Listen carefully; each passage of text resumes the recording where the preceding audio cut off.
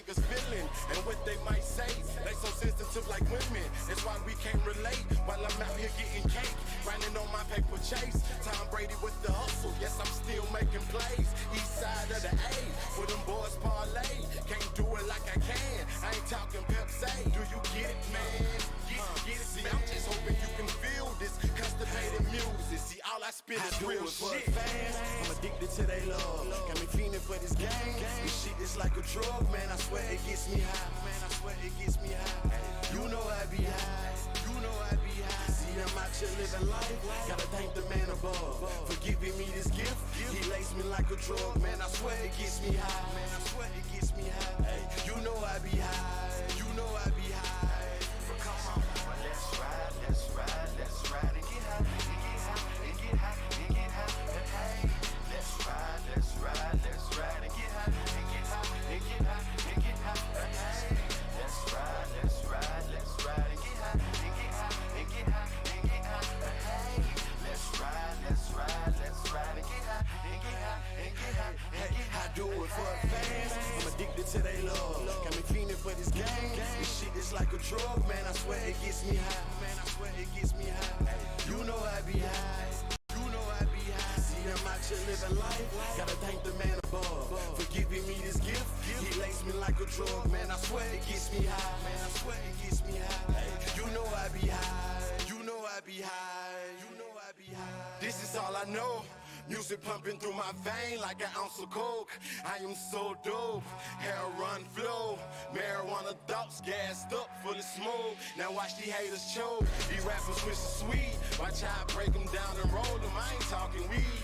Then like their ass up like some Christmas tree. See, hot spitter burn a nigga like a 3rd degree. And no, I'm not currency, but nigga currently I strong on the rap game. Call me Hercules. My thoughts, my feelings, microphone killings. Plus I stay clean like a fresh pot of chitlins. I'm the shithole, hey, who stay grinding, never going broke. Eating off my hustle on my hungry hippos. I get dough, Pillsbury, what they call me. Comfortable like the Hustables, I'm on my Bill Cosby. I'm addicted to they love. Got me fiending for this game. This shit is like a drug, man. I swear it gets me high. Man, I swear it gets me high.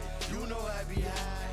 You know I be high. See, I'm out here living life. Gotta thank the man above for giving me this gift. He laced me like a drug, man. I swear it gets me high. Man, I swear it gets me high. Hey, you know I be high. You know I be high. You know I be high. Let's ride, let's ride, let's ride and get high, and get high, and get high, and get high. Hey, let's ride, let's ride, let's ride and get high, and get high, and get high, and get high. Hey, let's ride, let's ride, let's ride and get high, and get high, and get high, and get high. Hey, let's ride.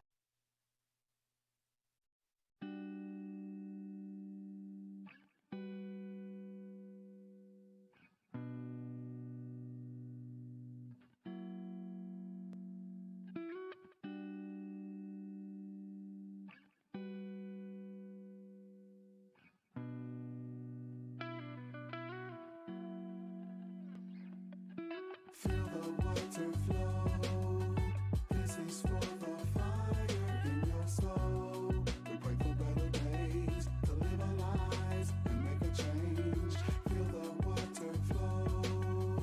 This is for the fire in your soul. In your soul, your soul, your soul.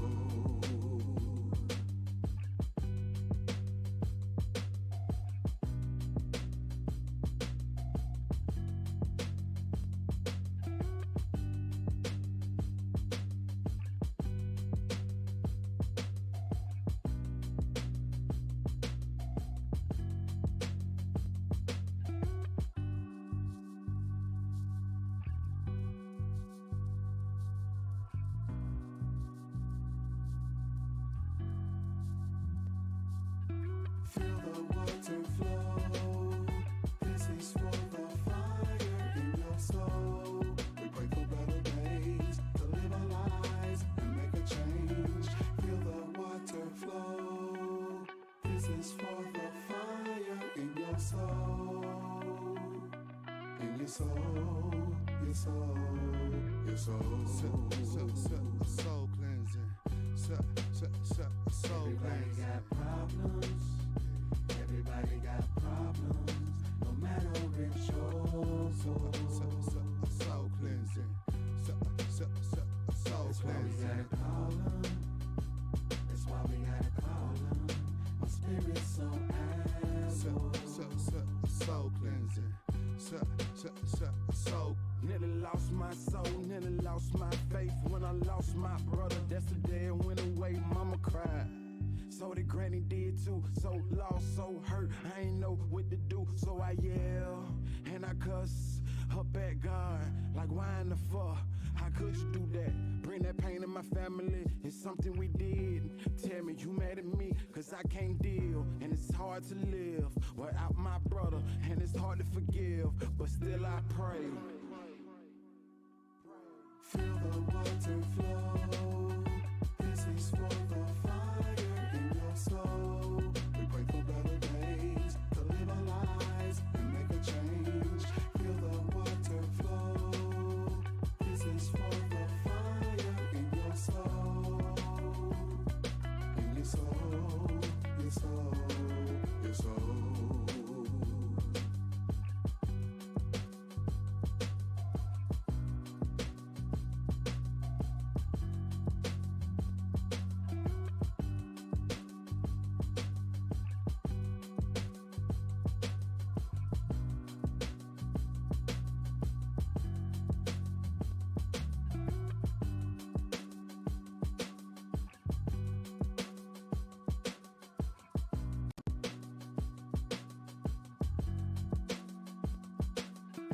Feel the water flow.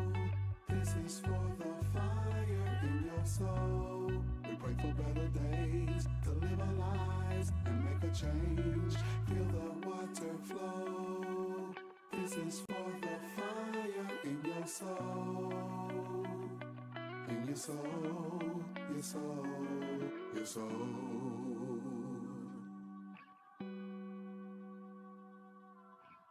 I ain't know what your life like, but I'm just trying to get my soul right. Been struggling my whole life, in the dark with no sunlight. Tired of making up excuses, going crazy about to lose it. In the midst of all the bullshit, let the music be your pulpit.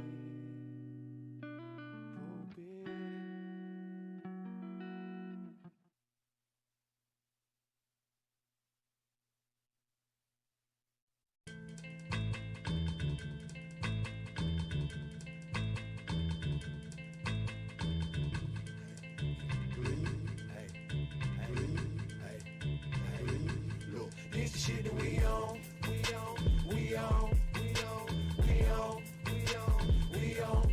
This the shit that we on, we on, we on, we on, we on, we on.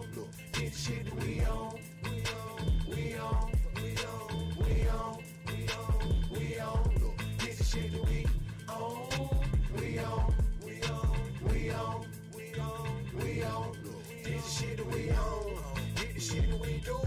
Claim niggas are animal, come wildin' out like the zoo.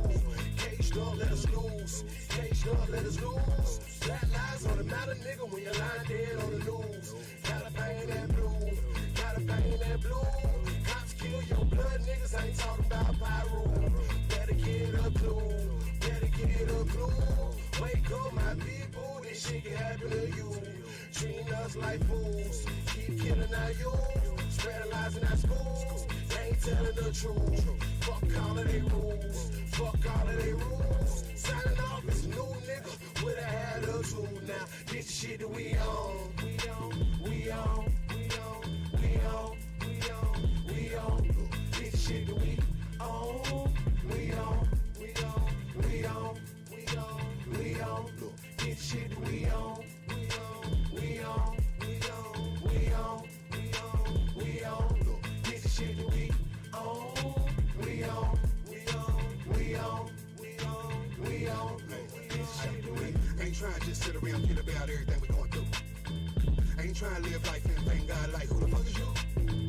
Ain't trying to feel years on earth. I done shed blood, shed tears on dirt. Fighting these fools trying to smear my work. On a set trip trying to clear my turf.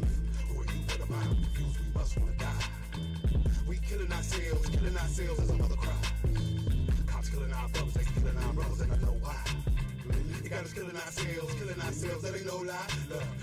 Look, let me break it down for you. First slave master, next employer. No 40 acre, no mule, no noise. Them type of eyes where God destroys. Blood pressure makes diamonds, we shine and grind, and we reach our goals. Searching for work without selling soul. This the shit that we own, we own, we own, we own, we own, we own, we own. This the shit that we own, we own, we own, we own, we own, we own. Look, this shit that we own, we own, we own, we own, we own, we own, we own. Look, this shit that we own, we own, we own, we own, we own, we own. Yeah, this shit aside, this to the side. They take niggas' lives, kill niggas' pride. Situations get minimized. Criminal history emphasized. On the victim, they penalized. Officers don't get penalized. Big business is an enterprise. Social media, they hypnotize. That's what people don't realize. Jail and slavery, the same thing. Gotta look at what it symbolized. Still going through the same pain. About time that we improvise. Should we Nat Turner?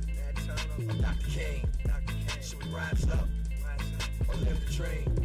Should we stay quiet, don't make a scene? Go Malcolm X. Pick a size, no in between. Nigga, pick a size, no in between. We on, yeah. We on, we on, we on. This shit we on. We on, we on, we on, we on. This shit we on.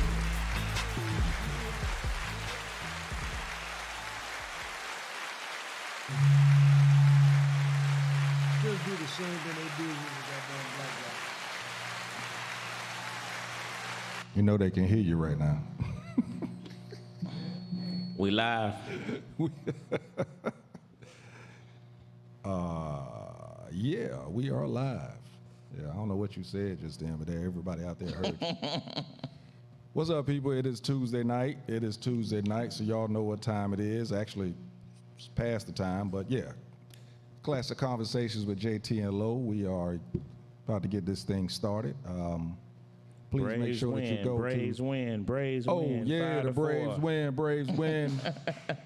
So, listen, make sure that you go to urbanatlanta.com and subscribe. And as you're looking at this on any of our live pages on Facebook, please make sure that you hit the like button. Love it. You can hit it as many times as you want. So just keep tapping that thing. You know, just keep tapping on it. Love, all that good All stuff. of it. Just keep tapping on it for us. We need that. We need that right now. Telephone number 404-500-1605. Dwayne, make sure that you put that number up there because we want people to be part of this conversation. Fellas, what's happening? Was crack-a-lackin' Jae Tea. How you doing, brother? I'm good. Let me do that again. Well, I forgot one person. It is Tuesday night. It is a Classic Conversations with Jae Tea and Lo and... Ask a cop. There we are. He is here. He is in the building. So let's start over. Fellas, what's happening? How y'all doing? I'm Gucci, man. Excellent. You can talk, bro. I'm wonderful. I can talk now? I'm wonderful. Hey, you know you tell him to talk now. It'd be hard to reel him back. Don't give me the green light, because I don't know how to say one or two words. Angelo say, you know he can talk now. Like, So again, we are, we're about to get this thing going. I missed the whole ashtray.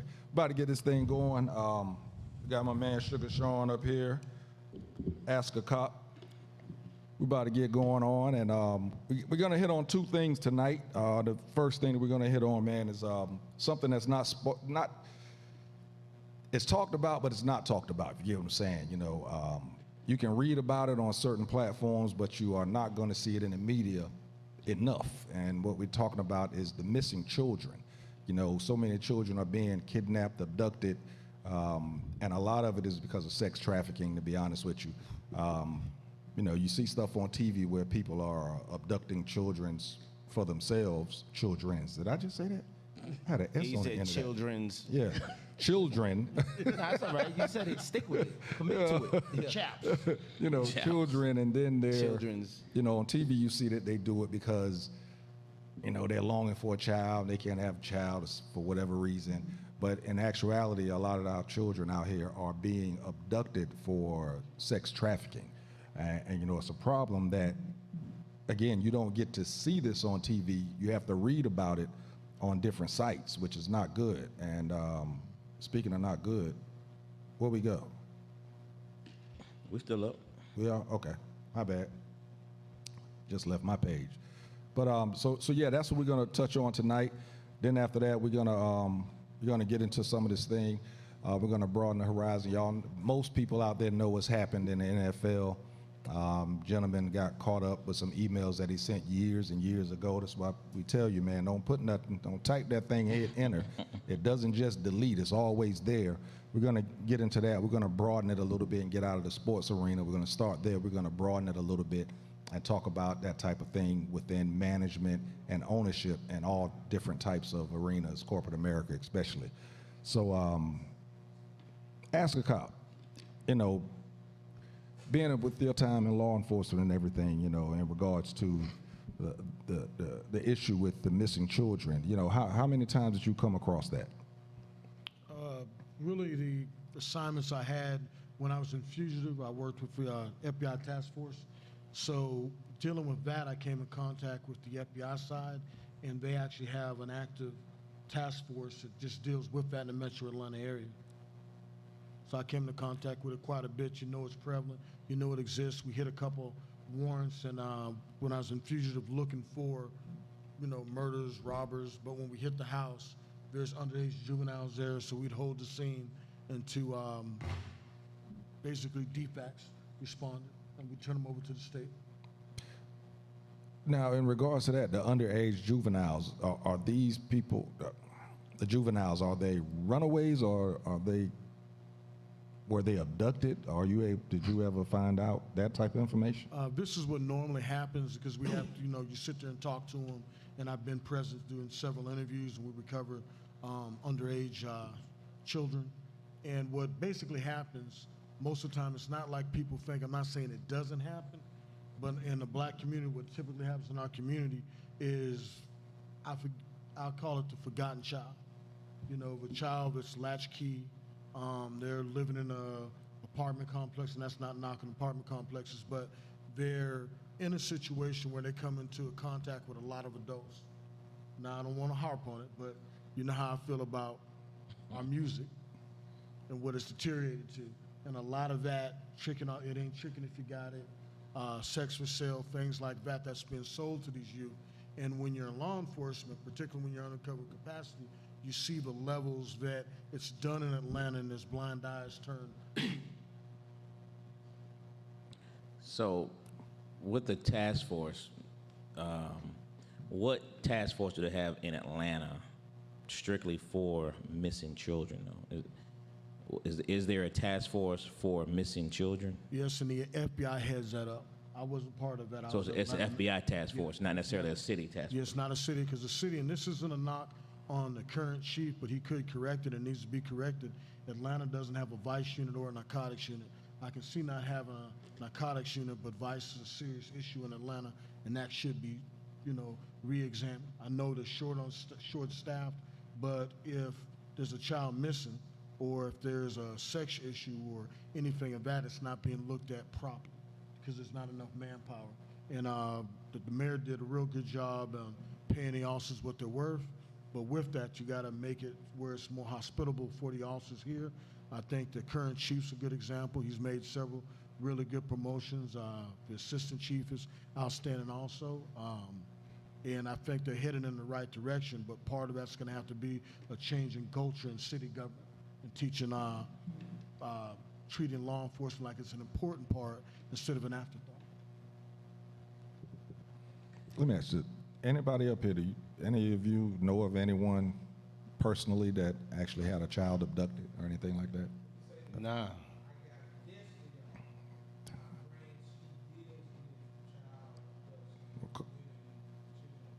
Call. Oh, perfect. Oh, wonderful. Oh, that's real. Wonderful. Wonderful. That's wonderful because if you try to abduct my kids, you're going to give them back. Skylar ain't no joke. So she's on the line? We got an echo going right now. Young lady, turn your volume down on the your computer. She or got the the show in television. stereo. Right.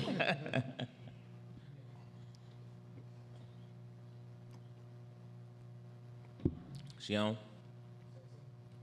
Go ahead and introduce yourself. Hold on a second, I can't.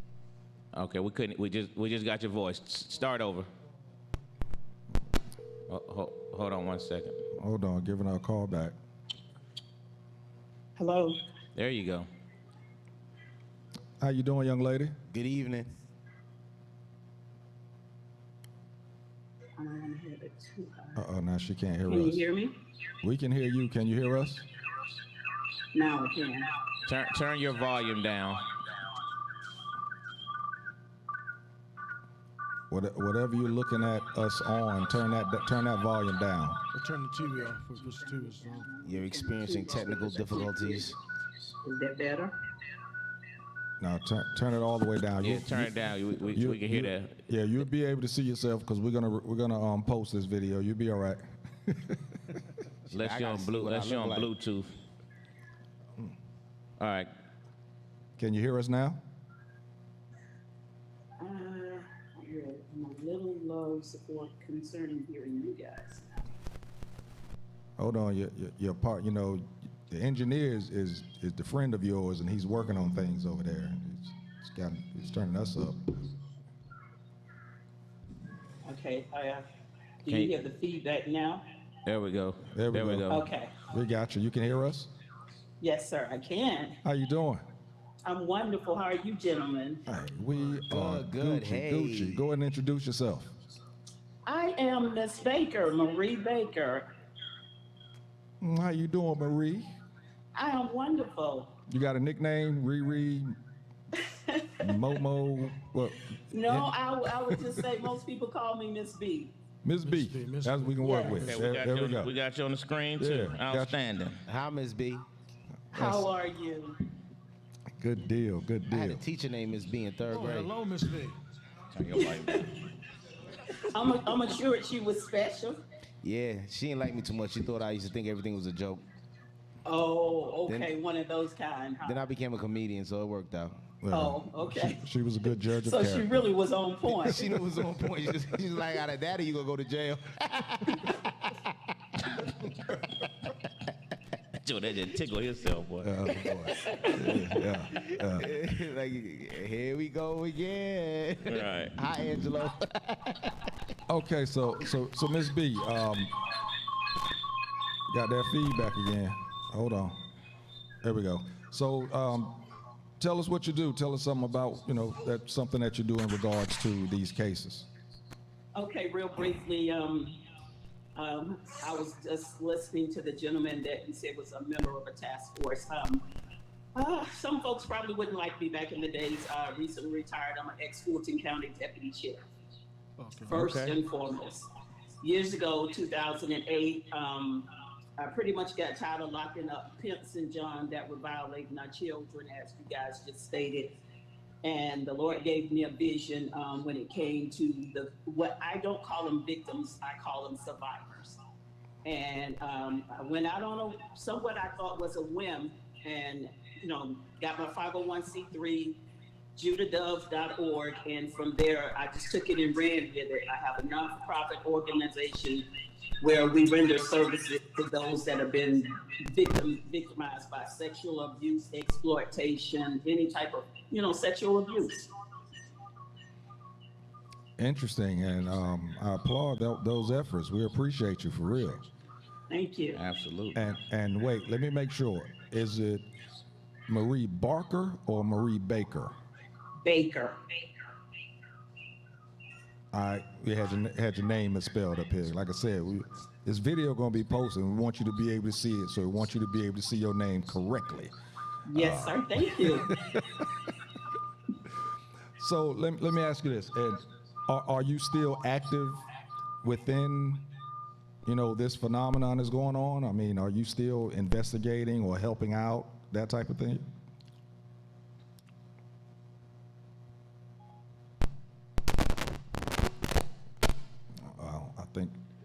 We lose him? We lose him? Nah. Hold on, Miss B. I see you talking, but we can't hear you. Hold on 1 second. Anybody know how to read lips? Oh, she going too. Yeah. Hold on. Oh, hold on. Oh, she ain't stopping. She's just going in too. You there? Okay. Oh, There you go. we're back. We lost you for a second. So, I hate to say it, but could you repeat everything you just said? yeah, you're gonna have, and I apologize to you for the technical difficulties. One of our engineers wasn't able to make it, so he had some of the equipment in his car. Will, yeah, we talking about you. So that's why we got the technical difficulties going on. So could you repeat what you just said? Sure, gladly. This is a day-to-day thing for me. As I said, since 2008, pretty much. I'm that person, that woman that will go on the streets and snatch a child, off the streets, out of the clutches of the pimps, the Johns, whomever. It doesn't matter to me. I'm not afraid. I'm that one that most of them know.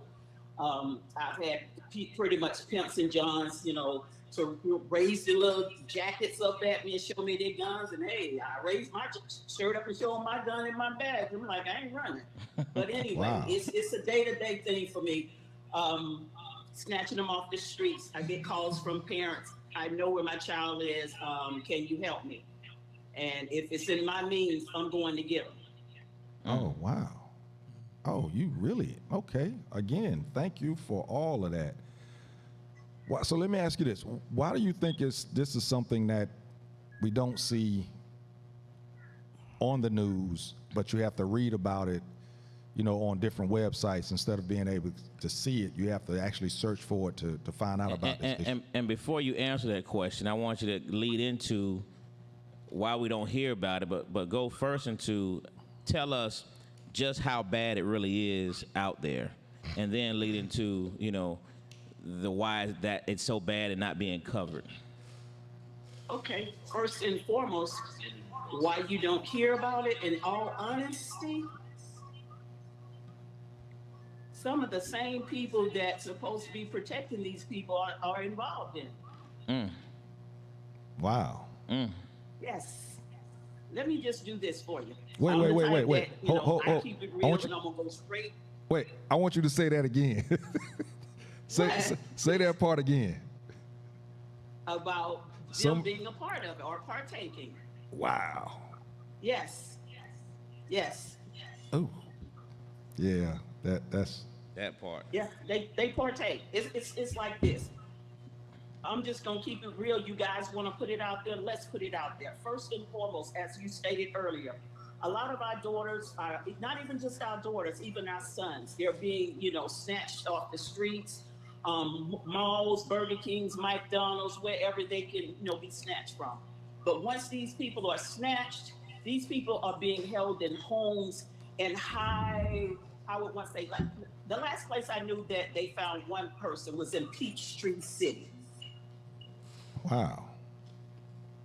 And what these people do is something that they used to do years ago. They would fly to other states and even other countries to have as much sex as they want to with these young victims or young girls, what you want to call them, and, get back on the plane, fly back home, and they're home for dinner with their wives like nothing has happened. And guess what they are? Doctors, lawyers, etc., judges. Wow. So this is really bigger than we even can imagine. It's bigger than you think. It's bigger than you think. And even some of the ones that are coming out, we have so many women that are missing right now. It's just not about the exploitation. Some of these women, when they are found, they're already deceased, and some of them deceased with some of their organs missing.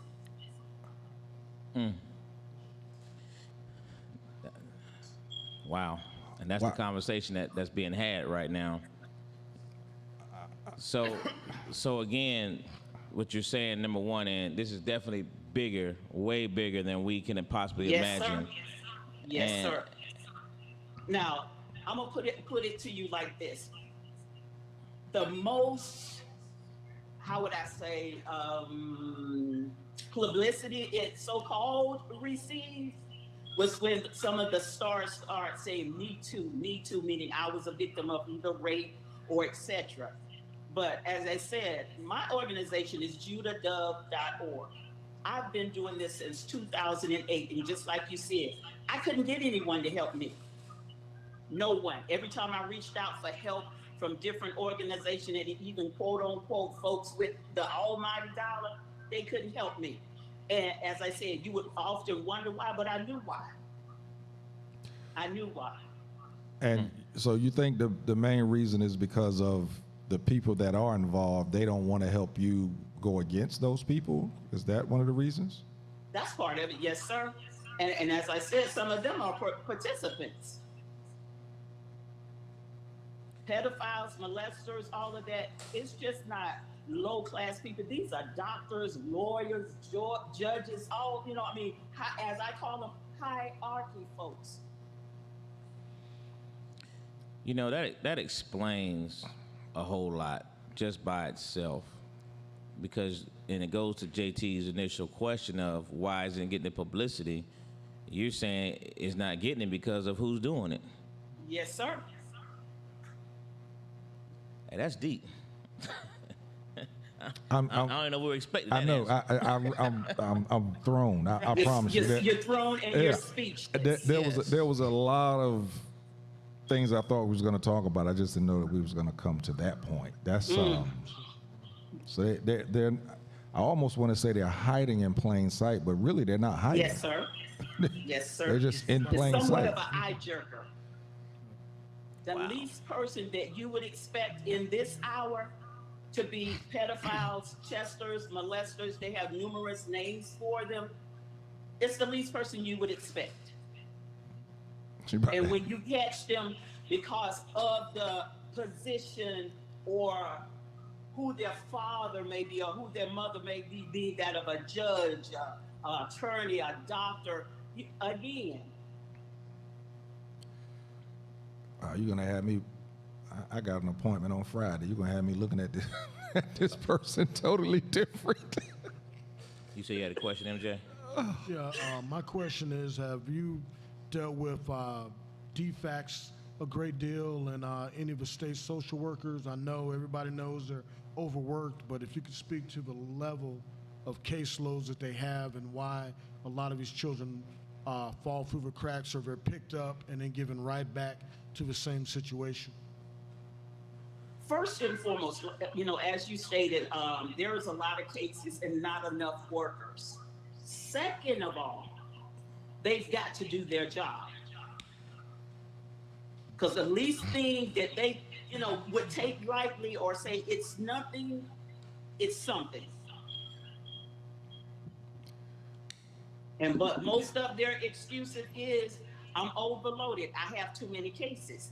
So the thing would be, yes, they need more case workers to be able to investigate. No matter if they think there's nothing to it, it needs to be investigated. Because one thing I'll teach and tell anybody, when it comes to a child, watch this. Children, especially our young survivors, and, as I said, we don't call them victims, we call them survivors. The younger ones, watch this. It was one of you gentlemen that said, your child, if they take them, they're going to bring them back. But watch this. Children, when they come to you and tell you something is going on, you believe them, because children are not born liars. They're trained or taught to lie. So it's a thing to where when the mother says, a simple phone call, tell them I'm not home. But mama, you sitting right here, you teaching your child a lie. So when this child comes to you and says somebody is touching me or someone has said something out the way to me, you believe that child. Let me ask you this question, in your opinion, Yes, in regards to, yes, they're overworked because there's not enough workers there, but do you think it's because of the pay, or do you think it's because of the stress level? What do you in your opinion, what is the reason why? I mean, we have a lot of people out here that care for children. So go ahead. It is a stress level type job, because I'm going to share something with you. There are numerous times that I've had to watch rape kits being performed on the survivors. So in order for you to do what I do, you have to be a special person as well as, when it comes to being prayed up, and you have to be strong-willed and strong-minded to have to do what I do. So that being part of it, you have to be strong, and it has to be something that you have a heart for the children and the women. So, is there a particular group, or like, what's the most, I guess, vulnerable? Is there like is there some sense of vulnerability areas, or is there a particular group that they seek out? Is there some kind of pattern, or how do these sick minds operate? For one, you have some that go after the younger ones. After they get up to a certain age, they don't want it. And then you have the next group that may go for, as you call it, like the teenagers between the ages of maybe about 11 up to about maybe 16. And then you have the ones that, pretty much just do the downright raping that, they really don't have an age limit. So now, in your organization, I know you said you're not able to get a lot of people to help you. In your organization and what you're doing, do you have a staff? Do you have people that's helping you do this, or are you walking up to these pimps and hustlers and Johns by yourself? Well, sometimes I have my assistant that goes on with me on the streets. But when it comes to the sessions, of course, the services such as the counseling and things of that nature, yes, I have a staff. I have counselors that are on my team that does all the counseling for us. What we try and do is meet them where they are. So first and foremost, you've got to get to the root. Second of all, when I say root, that being when these girls are, trapped into this thing, they're introduced to a lot of things, not just sex, but drugs, alcohol, all sorts of things. So you're not only dealing and counseling them for what has happened to them sexual wise, now you have to deal with them being introduced to drugs and alcohol.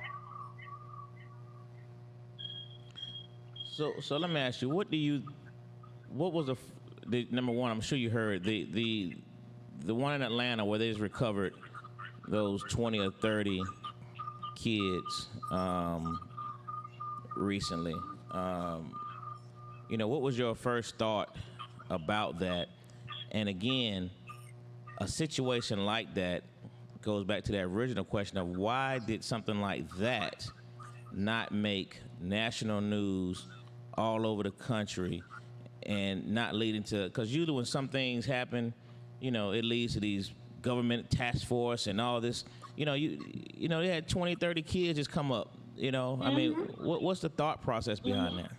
As I said, the attention we give a lot of other things, they don't give this that type of attention. Some of them, for some people, it's just hard for them to even fathom, to even think about someone being raped, molested, things of that nature. So they don't want to talk about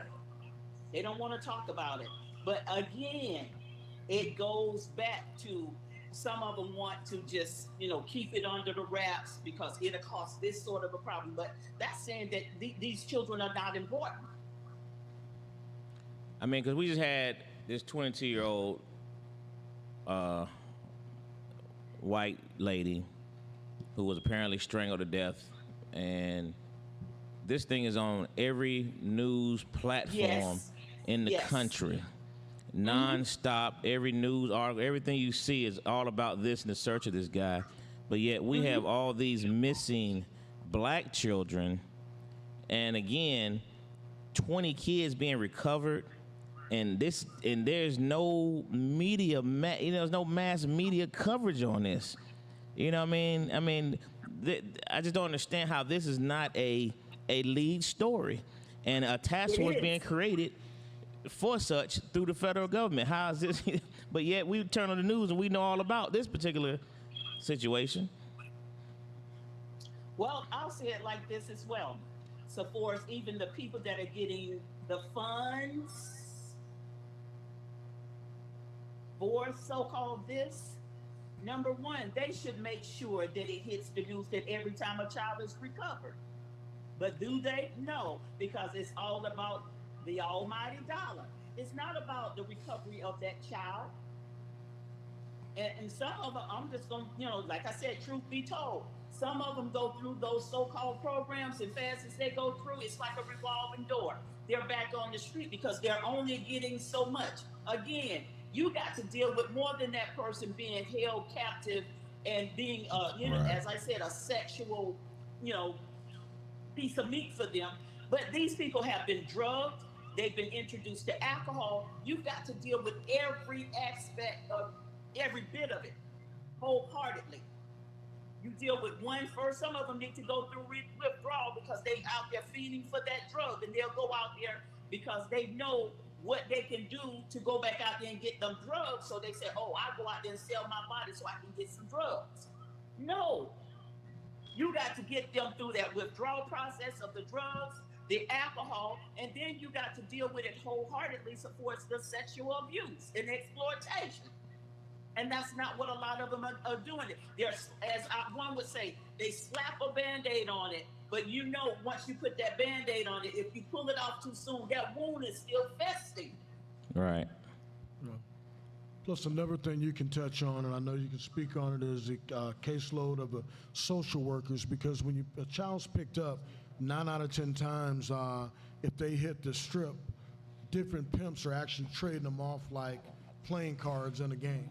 So if the girl gets picked up or the boy gets picked up 3 or 4 times in Atlanta, they'll ship them out to Memphis or all the way to the West Coast, and they keep rotating them. So one of the biggest things in the cases I've been associated with is the fact that there's no component to check out. They basically put the child right back in a situation that made them run to begin with. And a lot of times it's not as innocent. It's not just a bad kid or wayward kid.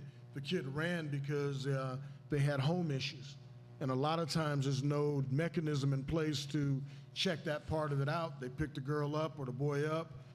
You turn them over to the state turns around and calls a parent of note. The parent of note gets the child back, and there's a caseworker assigned to it. But as we all know, by the time the caseworker catches up to what the root problems are, the child normally just dips again or on the run again. But now, like you said, they've started selling their body so they know where to go, how to hide, and things of that nature.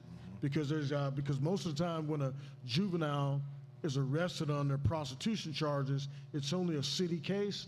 And before, a lot of cities on a Saturday night, they're busy, so they don't even fingerprint them. So it's a revolving door. As long as somebody can post that cash bond, which a pimp will do if you're turning 20, 30, 40, 50 tricks a day at 200, 300 a pop or whatever it is, by the time the pimp gets it, $500 a drop in the bucket. The child's not fingerprinted. That's why a lot of times when you pick up a juvenile and they have all these aliases and they've been arrested 9 times across the country. But for whatever reason, something happened where you finally held on to a child. And I'm not gonna lie, you can't visually look and tell all of them are juveniles, but still that's I call it the Harvey Weinstein effect. Prostitution, sex is a multi-billion-dollar trade in America. Yes, sir. And Weinstein occurred right under everybody's noses, and these are people that were actresses and actors and everybody else that was involved in that, and you got heads of state, different people that were involved in it, and everybody looked shocked. But that's done on another scale, and those people, they're victims also, but when you look at the children that are involved in it, a lot of people want to sensationalize it and make it about abduction, and it's not so much that as you can go to any of Fulton Industrial strip clubs and there's underage girls working there, or there's a readily supply of it, or it ain't tricking if you got it, music like that. What it's led to, these young girls that don't have, and they go to these schools because this is a black show, we're gonna talk about us. Okay, African Americans, we love shiny things. Shoes, clothes, watches, things of that nature. So this girl that's in a situation where maybe her mother has dropped off with the grandmother, or she's a latchkey kid because the mom has to work 2 jobs. And now somebody's giving her an opportunity on Tinder or some of the other search engines to pay $100 or $200. Now the girl says, okay, I can get these shoes. So a lot of them, out of Yes. being naive, willingly go into it, but it's just as savage as the ones that are, everybody's, oh, Mom, the snatching kids, the snatching kids. Don't be worried about that. Be worried about the things that are current. Check and see if your daughter has a Tinder account and she's underage. Come on. And things of that nature. Those are the top things where these kids aren't getting snatched up, like snatched off the corner. That happens. But more so what's happening is you're getting a grown man, 45, talking to a 15, 16-year-old, and they know exactly what to say. And once a girl, it's like anything, once a girl does it, she's getting what she wants. She gets involved in it, but her mind's naive, so she starts seeing nothing wrong with it. And when you have our music backing that up, and actions backing that up, and you're selling sex from a young age, and then you got to go into the hormone side of it, the chicken we eat, the things we eat. Yes. Girls are coming to age sooner, and they're having Yes. these things, and nobody's dealing with that. So it's a Yes. lot that's happening. But then on top of that, when you put the color black on it, it makes it's a lot easier to abuse. Just like you spoke on the young white lady was showing. Not to diminish anything that happened, but there's bodies dumped all the time. Go to the post office, and next time you go, look at the missing people that are posted there. But I there's do it all the time. Yeah. And there's less things now that's put out for that. There's nothing about the number of black kids that are missing. And like I said, Chief Bryan is an excellent chief, and it's not something he started. Atlanta hasn't had a vice unit in years. And it's because of manpower, and they're just now paying the people, but a lot of people that lost to federal agencies, other agencies, aren't gonna come back until they fix the retirement system. I'm not gonna get on that horse.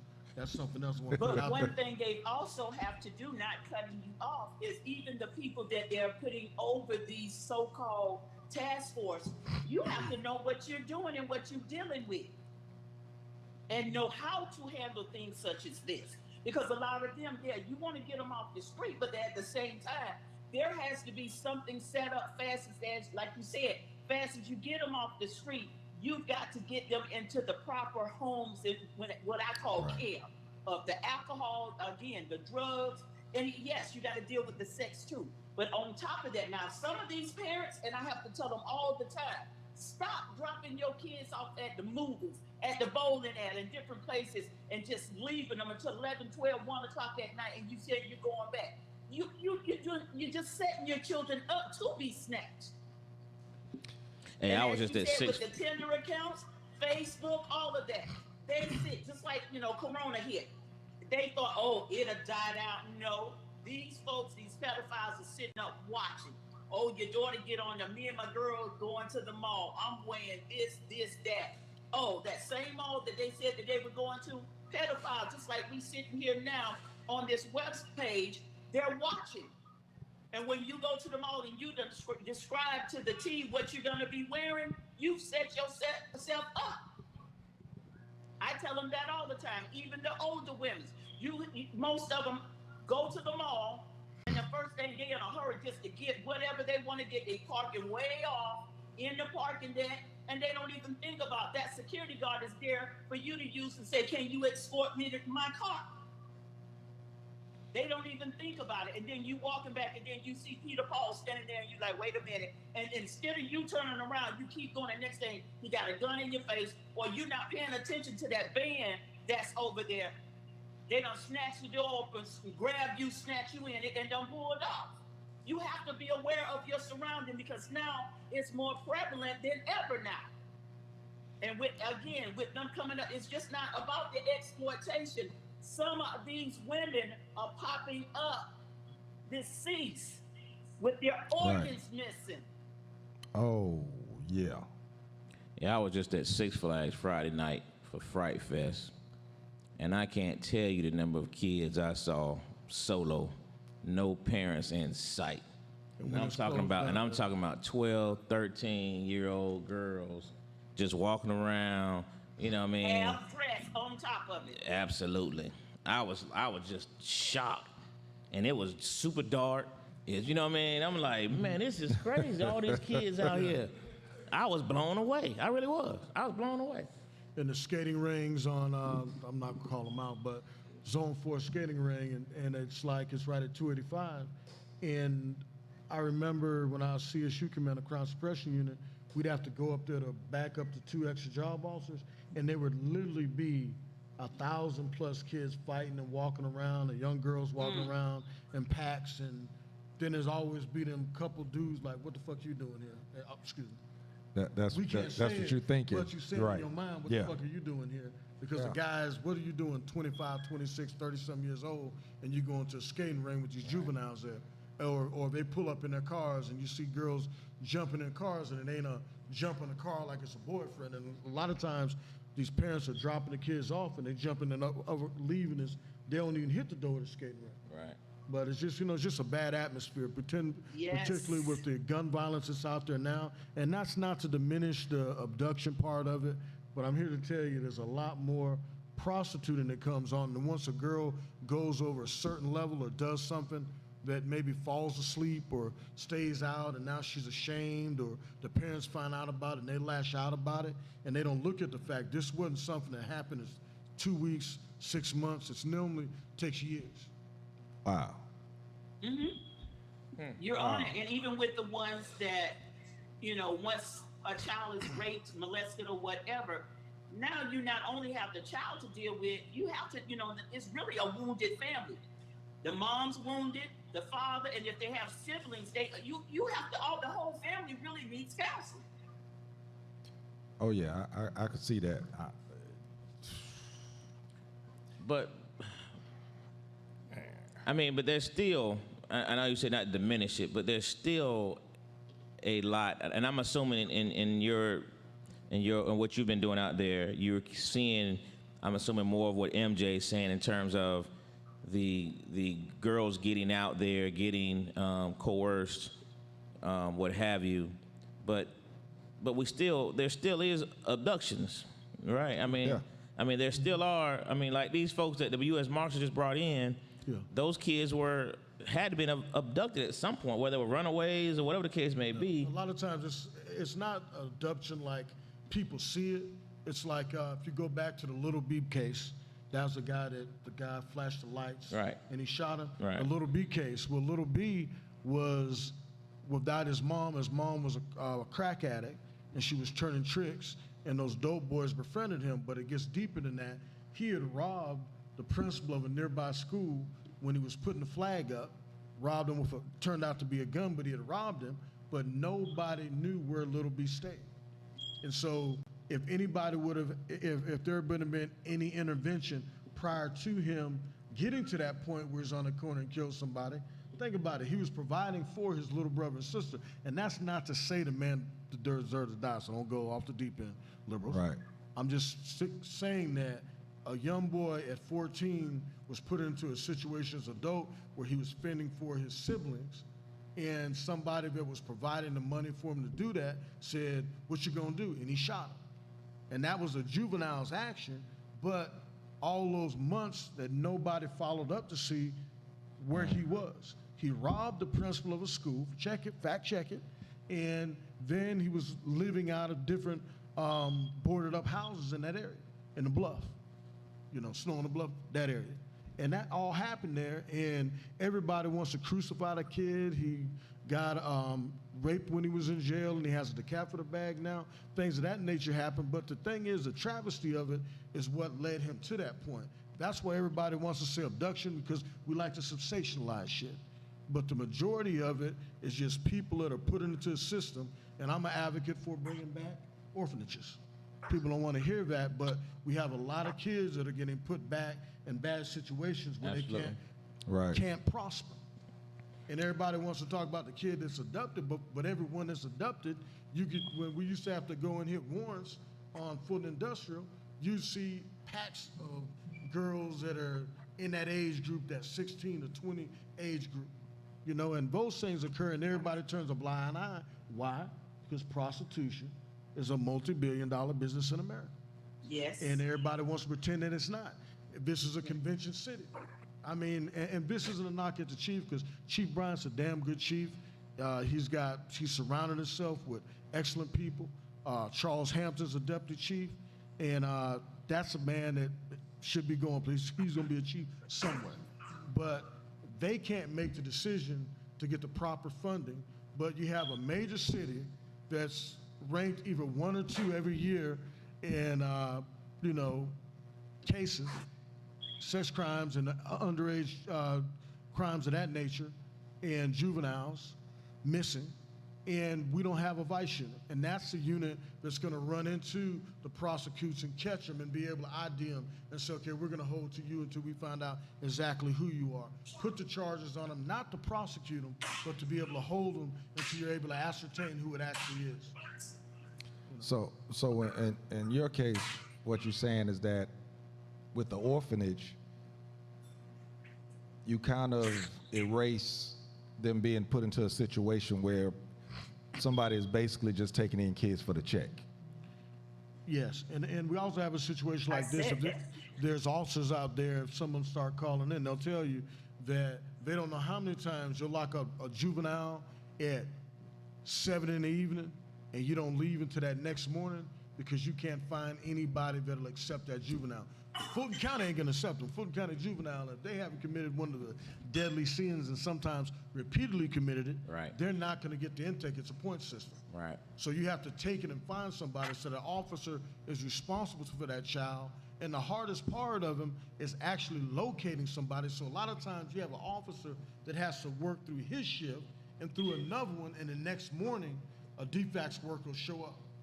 On-call DFACS workers are like Sasquatch. You know they exist, but you don't see them.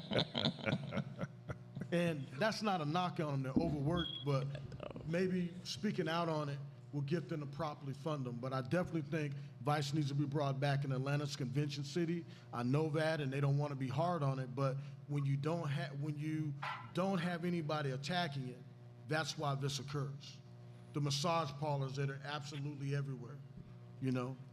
Nobody even would think about him if that white guy hadn't killed a bunch of massage workers. I mean, massage parlor workers. That's Right. not to say anybody's doing anything wrong, but that's the type of thing that adds to that multi-billion-dollar business.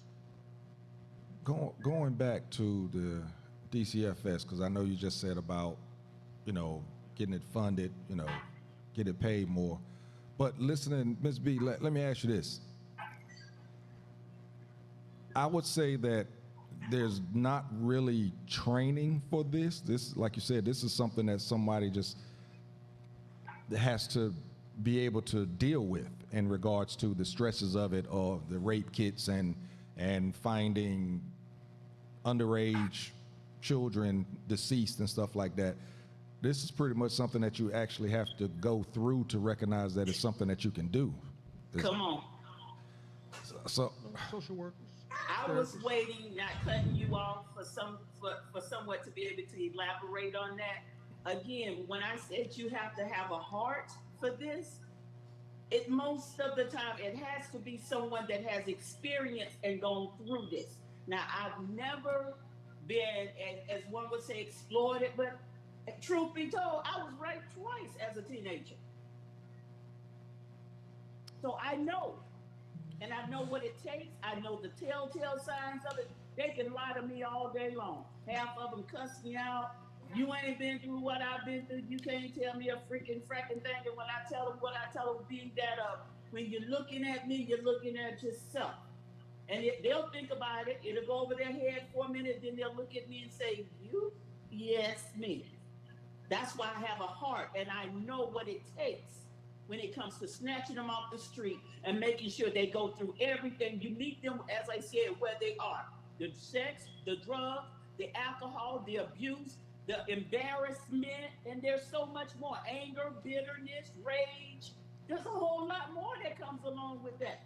Just like he said when he said Lil B, I dealt with Lil B in the Fulton County jail. We had him isolated in medical. I was there in the jail when Lil B came in. And you saw how small it was, just an innocent kid.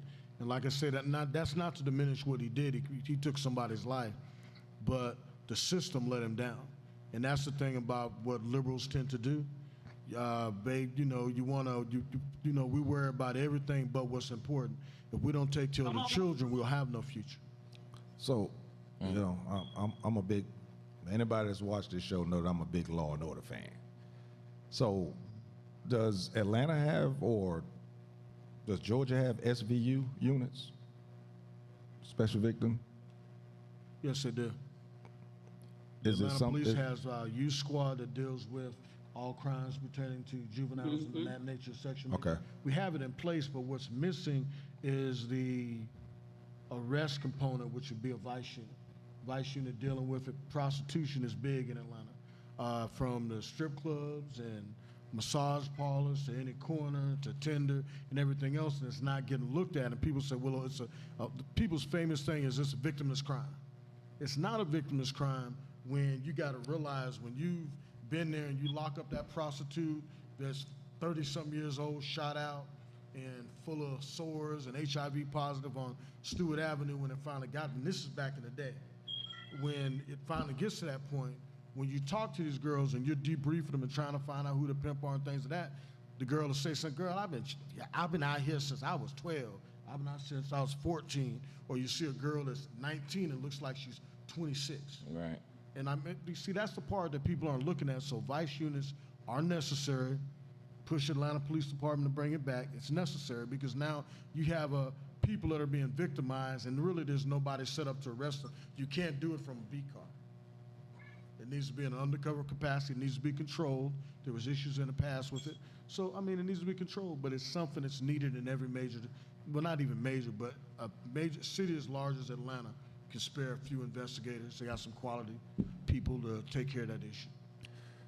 So if this is something that, you know, again, like I said, Atlanta is a major city, and, you know, this is running rampant that we, you know, can read about things of that nature. I just wonder what's happening out in the rural cities, the rural towns of Georgia. It's worse. Yeah, I could believe that. I'm sitting there thinking about phone calls it. all the time, even not cutting you off about my organization. Can you come here and start one? Because we have girls that are truly messed up. Wow. And I'm gonna be honest with you, some of them I'm just gonna keep it real. It's family. You got uncles, cousins, and all violating their own family members. And then they'll tell them, close your mouth. What happens in this family stays in this family. That's what number one fan just said a minute ago, that your own family be exploiting their own kids and what have you. I wish I had more time. I'd have got Lieutenant Brent on from Atlanta. He works a lot of these cases. I worked a case years ago with him that used the fugitive unit as a takedown. And they had a gentleman of Latino descent came all the way. They were talking to him, pretending they were a juvenile. That's what FBI agent Fonseca, Special Agent Fonseca's team did. And they had a guy drive all the way to Ponce, across from Old City Hall East. He met him right out there, and he met him to give him a webcam. He drove all that way to thought he was talking to a little boy so he could see the boy naked. So he went all the way to get him a webcam. To his surprise, we did the takedown.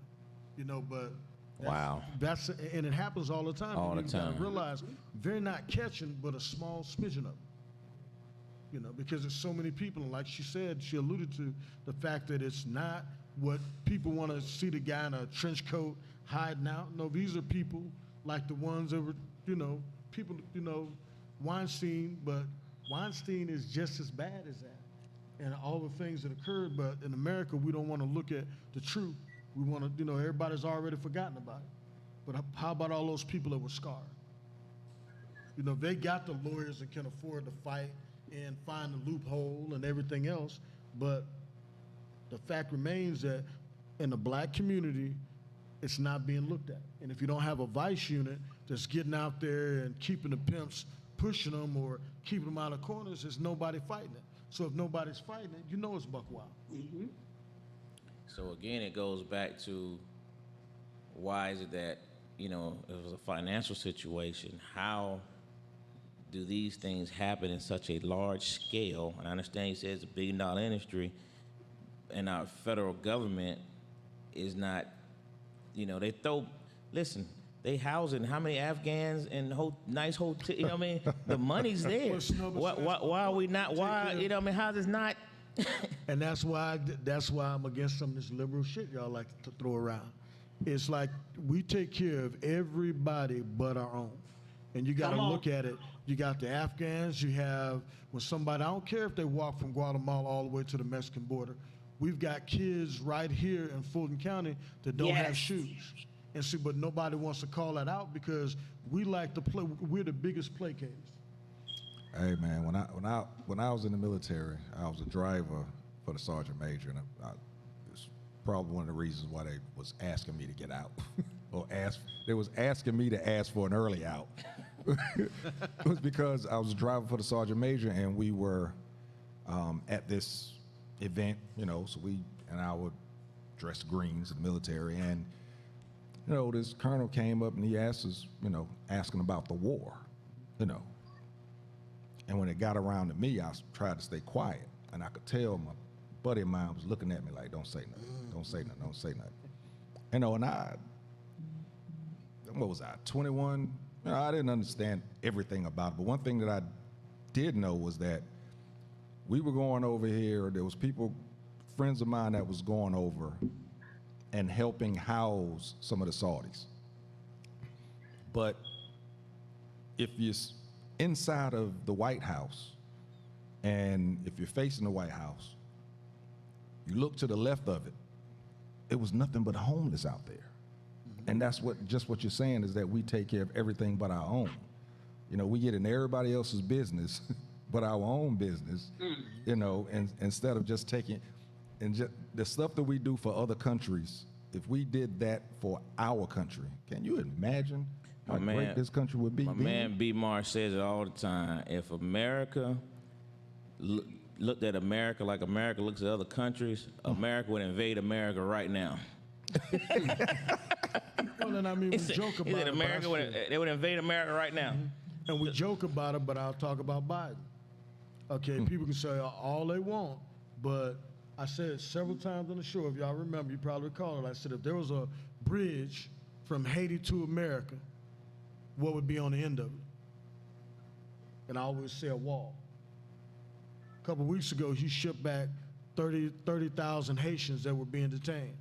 But Cubans, when Cubans float over, they're towed into the harbor of Miami, and they have an internment camp for them. Haitians are taken right back out into international waters. So that's that part of us that we got to lose. And by me, and I'm not a Trump supporter, but when we talk about a wall in immigration and some kids being in, well, if you come into a country illegally and you're in a cage on the border, that will happen any country you go into. Try to walk your ass into Russia right now. Try to walk your ass into China right now. But what happens on the streets of Atlanta is even worse when you have a juvenile can get picked up and an officer has to hold him for 10, 12 hours, 8 hours, 9 hours. That's why a lot of people don't mess with juveniles unless it's an egregious case. Correct. And so nobody worries about, well, what's happening in this kid's life where no adult wants to come get him? And sometimes you have to threaten them, and the first thing out their mouth is, well, I made him an unruly child. I did the paperwork for unruly child. That doesn't absolve you of responsibility.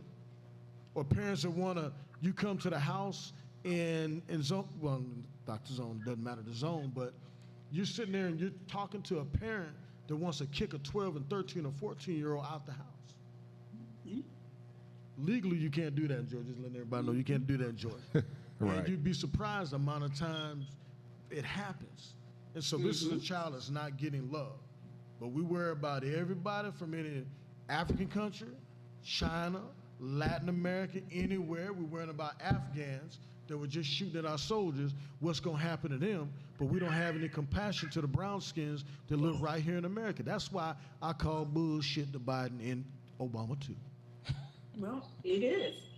Because it's the same thing I said before, is when you have a child that's been raped, molested, or violated, and that child is acting out, and then the parent, I can't take this anymore. I don't know what to do, and they just kick them out. And that's not what you do.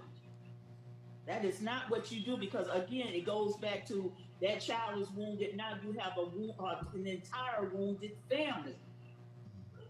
Mama just full frustrated, but she don't understand that child is now being introduced to sex, drugs, alcohol, and so much more. They're acting out. They're angry. They're bitter, and so much more. But mama can't deal with it because you don't know what that child is going through, and you don't have the patience. But that's your child that you've carried 8, 9, 10 months yourself. So, with that being said, and DC said that's the Mitch Schneider camp, JT, over there by the White House. And number one fan, she brought up again because you have a member of Congress, Matt Gaetz, who's involved in sex trafficking, and is still a sit member in Congress as we speak. You know what I mean? So it's bigger than Biden and Obama. It's the office. It's the government. It's the function or dysfunction of the government. Those are two people I expected to do the right thing. I expected them to do the right thing, and they were just. Well, as I said, those are the main ones involved in it. The one that hold Power. all these great titles and big offices. They are the main participants. Wow. And I agree with that. I mean, and it's been shown. You know, you talk about Weinstein. You go back and look at Epstein. You know what I mean? And you know. That so-called suicide he had in prison was because he about to drop names. You're and on they couldn't have that. suicide watch, and anybody that's been around the president, and you know about it, that JT can tell you. You're on suicide watch. They take your belt, they take your laces, they check between your cheeks, they put the gloves on, they do everything, and then they put you in a cell butt naked by yourself with maybe Yes. and then you manage to kill yourself. You managed to kill yourself. And that's and that shows just how deep it went. Before he could roll, before he could even talk about cut a deal, they did it. They did him. So period. Let's just push that to where we are now. You know, until we start dealing with it as a people and we care more as much about what's happened with our children as we do Black Lives Matter, that'll bring about change, because if we lose the children, Black lives won't matter. Because there won't be any. We're letting all those young minds go, and there's no way in the world I could imagine studying after I turned 2,000 tricks in the last 3 months. Tricks, for those that don't know, that's a sexual act for money, and you're expecting these kids, male and female, to go back and fit into a regular situation. It doesn't happen. But typically, when they run, not saying every time a child runs away is for the child was being messed up at home, but a lot of these kids don't have a proper homes to go back to. Take some of that funding. We worry about save Africa, save every other country, and let's just keep it at home. And the money you're gonna pay for, because you know, you're talking about how hard it is, and I can speak to this. DeKalb County used to be one of the best school systems in Georgia. That was the Black Mecca.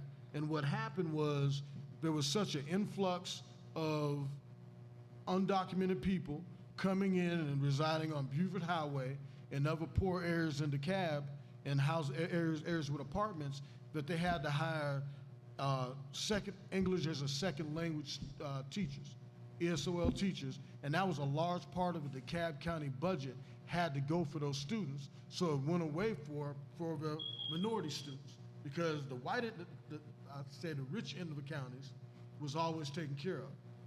But the schools fell off on the south end of the counties. And now when you're talking about bringing over Afghans, and remember how hard when the war started, the first one started, that the U.S. was looking for people that could speak Farsi and everything else? Now how the hell are you gonna find teachers, and you will be obligated to teach those kids, because you're gonna have to pay them a mint. Wow. And that's taken away from our own children. I'm not saying don't try to help, and we shouldn't have done anything. But when everybody's all jumping on the bandwagon, remember, 30,000 Haitians got sent back, and they still do not, all dark skin do not get in America the same way that other people do. And if you're thinking it's a big deal because they were persecuted there, take your ass to Haiti. I go to the Dominican a lot, and I've gone to Haiti, and it's shit. And they have no hope to come out of it. And we don't worry about that, and they look just like us. Nope. Well, skin color does make a difference. It's the same thing, supports when it comes to our children that are being snatched.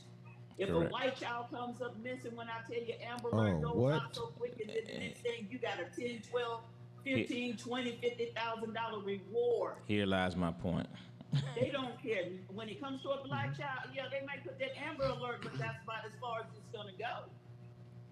But we have to hold ourselves accountable too, because it's the same way when you that's what I find a young child in an area, and every time you go and there's a molestation takes place or a child shot or anything of that nature happens, oh, how did that 12-year-old, how did that 11-year-old get shot? Oh. And nobody's saying, what the hell was he doing out at 11:30 at night? Come, right there. Yeah, that's what I was getting ready to go to. It's the same thing as Saforiski's parents taking their kids, dropping them off at these malls and skating rinks like you guys were saying. At, Six Flags, all alone. Mama, daddy, no, just get out the house, get out of my hair, or that's their time to get out in the street somewhere. Really? And with that, Ms. B, in regards to, like I said, a lot of our younger children are, like I said, a lot of them are not being, per se, snatched off of the corner. They're not being snatched at the mall. They're out and they're being coerced by older gentlemen or something that's happening online or whatever. We can say it all day, but coming from you, somebody that actually works within this, what advice would you give parents in regards to signs to look for, things to check in regards to social media and all that type of stuff?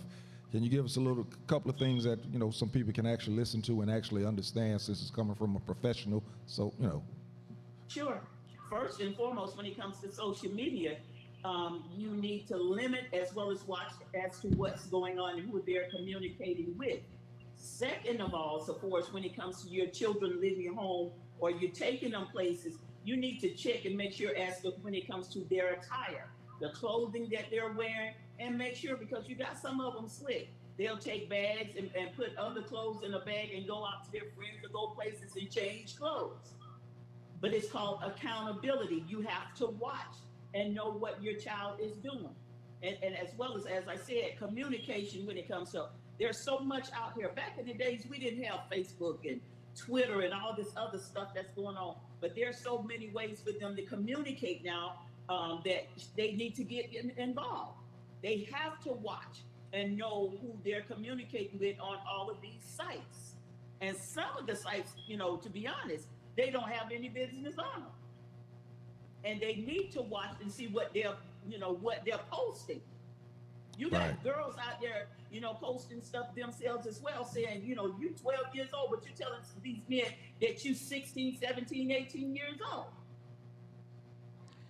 Let me read this real quick, man. According to CNN.com, 14% of U.S. children are black, but black kids account for more than a third of missing child cases.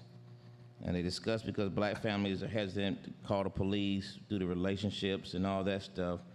Then it gets into when black families attempt to report their missing children, they are misclassified as runaways or criminals. The local law enforcement agencies do not provide Amber Alerts when black children are classified as runaways, unlike their missing white counterparts. Just said that. Since black families are not contacting the authorities, the cases are often unknown or unresolved. Now, and this report is on what? CNN. All right, y'all. This wasn't on TMZ. This was on CNN. And see, the quickest way too, I think, as a people, we need to stop and not. I worry about us because I'm black, and we need to quit trying to be our children's friends. Come on through here. And we need to be more. And that's not saying discipline, but one of the things you can do, and I know this is probably gonna get a lot of people in trouble. I'm gonna put it out there. Keystroke. Look at keystroke. Before you give your child a phone or a computer, put it on there. You set you up an email. Every single key they touch will be recorded and go to that email. And just be careful. Don't call your kid out for it. But you'll know exactly what your child is doing. Passwords, everything, and you can check it out. They're going on as well. Again, like you said, there has to be some accountability. And as you were stating, when it comes to them not being reported, number one, all kids are not bad, but when some of them come up missing, that some of them are being classified as runaways. No, You again, just like if you're a common criminal, you got to go back and see if they have any prior history of being a runaway or have run away from home. Says most recently, the U.S. Marshals, as we discussed a minute ago, found 39 missing children in Georgia, ranging from the ages of 3 to 17 years old. From 3. From 3 to 17 years old. These children were likely victims of persons arrested for sex trafficking, parental kidnapping, registered sex offender violations, and custodial interference.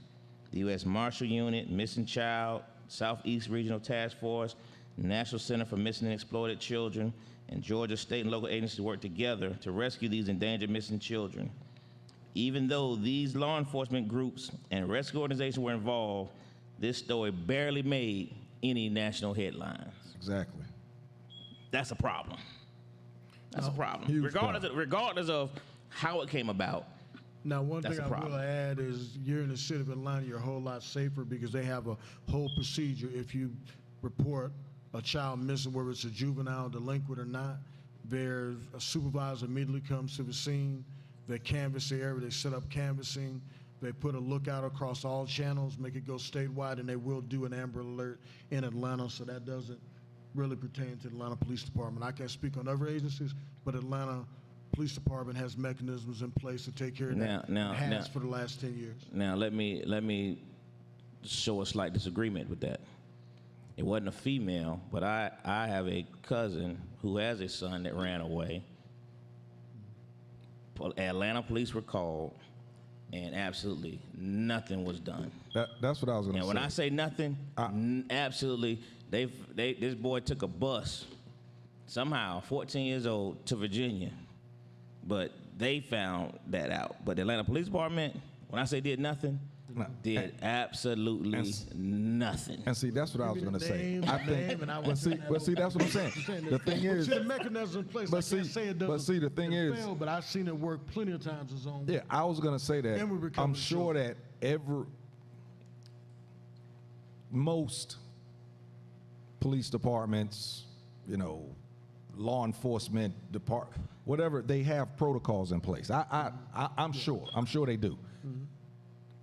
But like I said, the issue is, are those protocols being followed when it is a child of color? Correct. Because again, if the police shows up to somebody's house, I hadn't seen my child in a day and a half, take a report. Don't let that child have already been in the system at all. Mm-hmm. Because then that's where it comes at, this motherfucker probably on the corner, probably went to get some dope. This girl probably hanging out with that dude she was with the last time that we picked up. I've had to send officers to do a canvass and check out areas, and like I said, it's taken serious. I'm not saying there hasn't been something that fall through the crack, but like I said, I've had to pretty much shut down a zone when that happens because of the manpower issues we have, and it happens quite a bit, more than I would like. And it needs to be, focused on more, but I'm just letting people know that there is mechanisms in place. Do they always work? Example, not. And there can't be any mistakes as far as that's concerned. So if you give me the name later on, I can have that looked at. I'll ask you. There are currently over 50 black girls missing from New York and New Jersey within the first few months of this year. Anybody seen that on the news? No. Nothing. Nothing. I would beg to differ. I would say there's even more than that, being honest with you. I believe you. It's more than that. I believe you. Because a lot of kids are coming from such abusive situations that and this happens quite a lot, and I know you can speak to this. How many times have you recovered a juvenile and nobody ever reported a missing? And a young juvenile at that. They go off and the family's just happy for them to be gone, and they're just living on the street. Well, I have a few instances where they were reported, but as he just stated that, and this happened right in DeKalb County, and they did nothing. And they emphasize a lot of times, if that child is not missing past a certain many of hours, they're not missing. They're just at their friends, or they're just, No.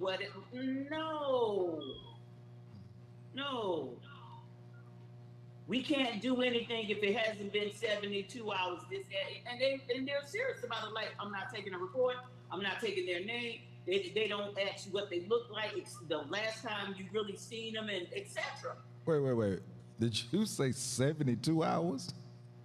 I'm telling you what was said to me in, as I call it, DeKalb County, not decab. I call it DeKalb. DeKalb. Because I went to the parents' home. They called me.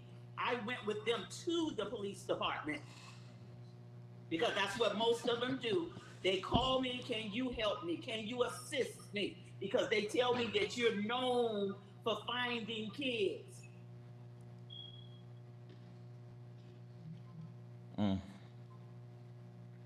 That's a sad case.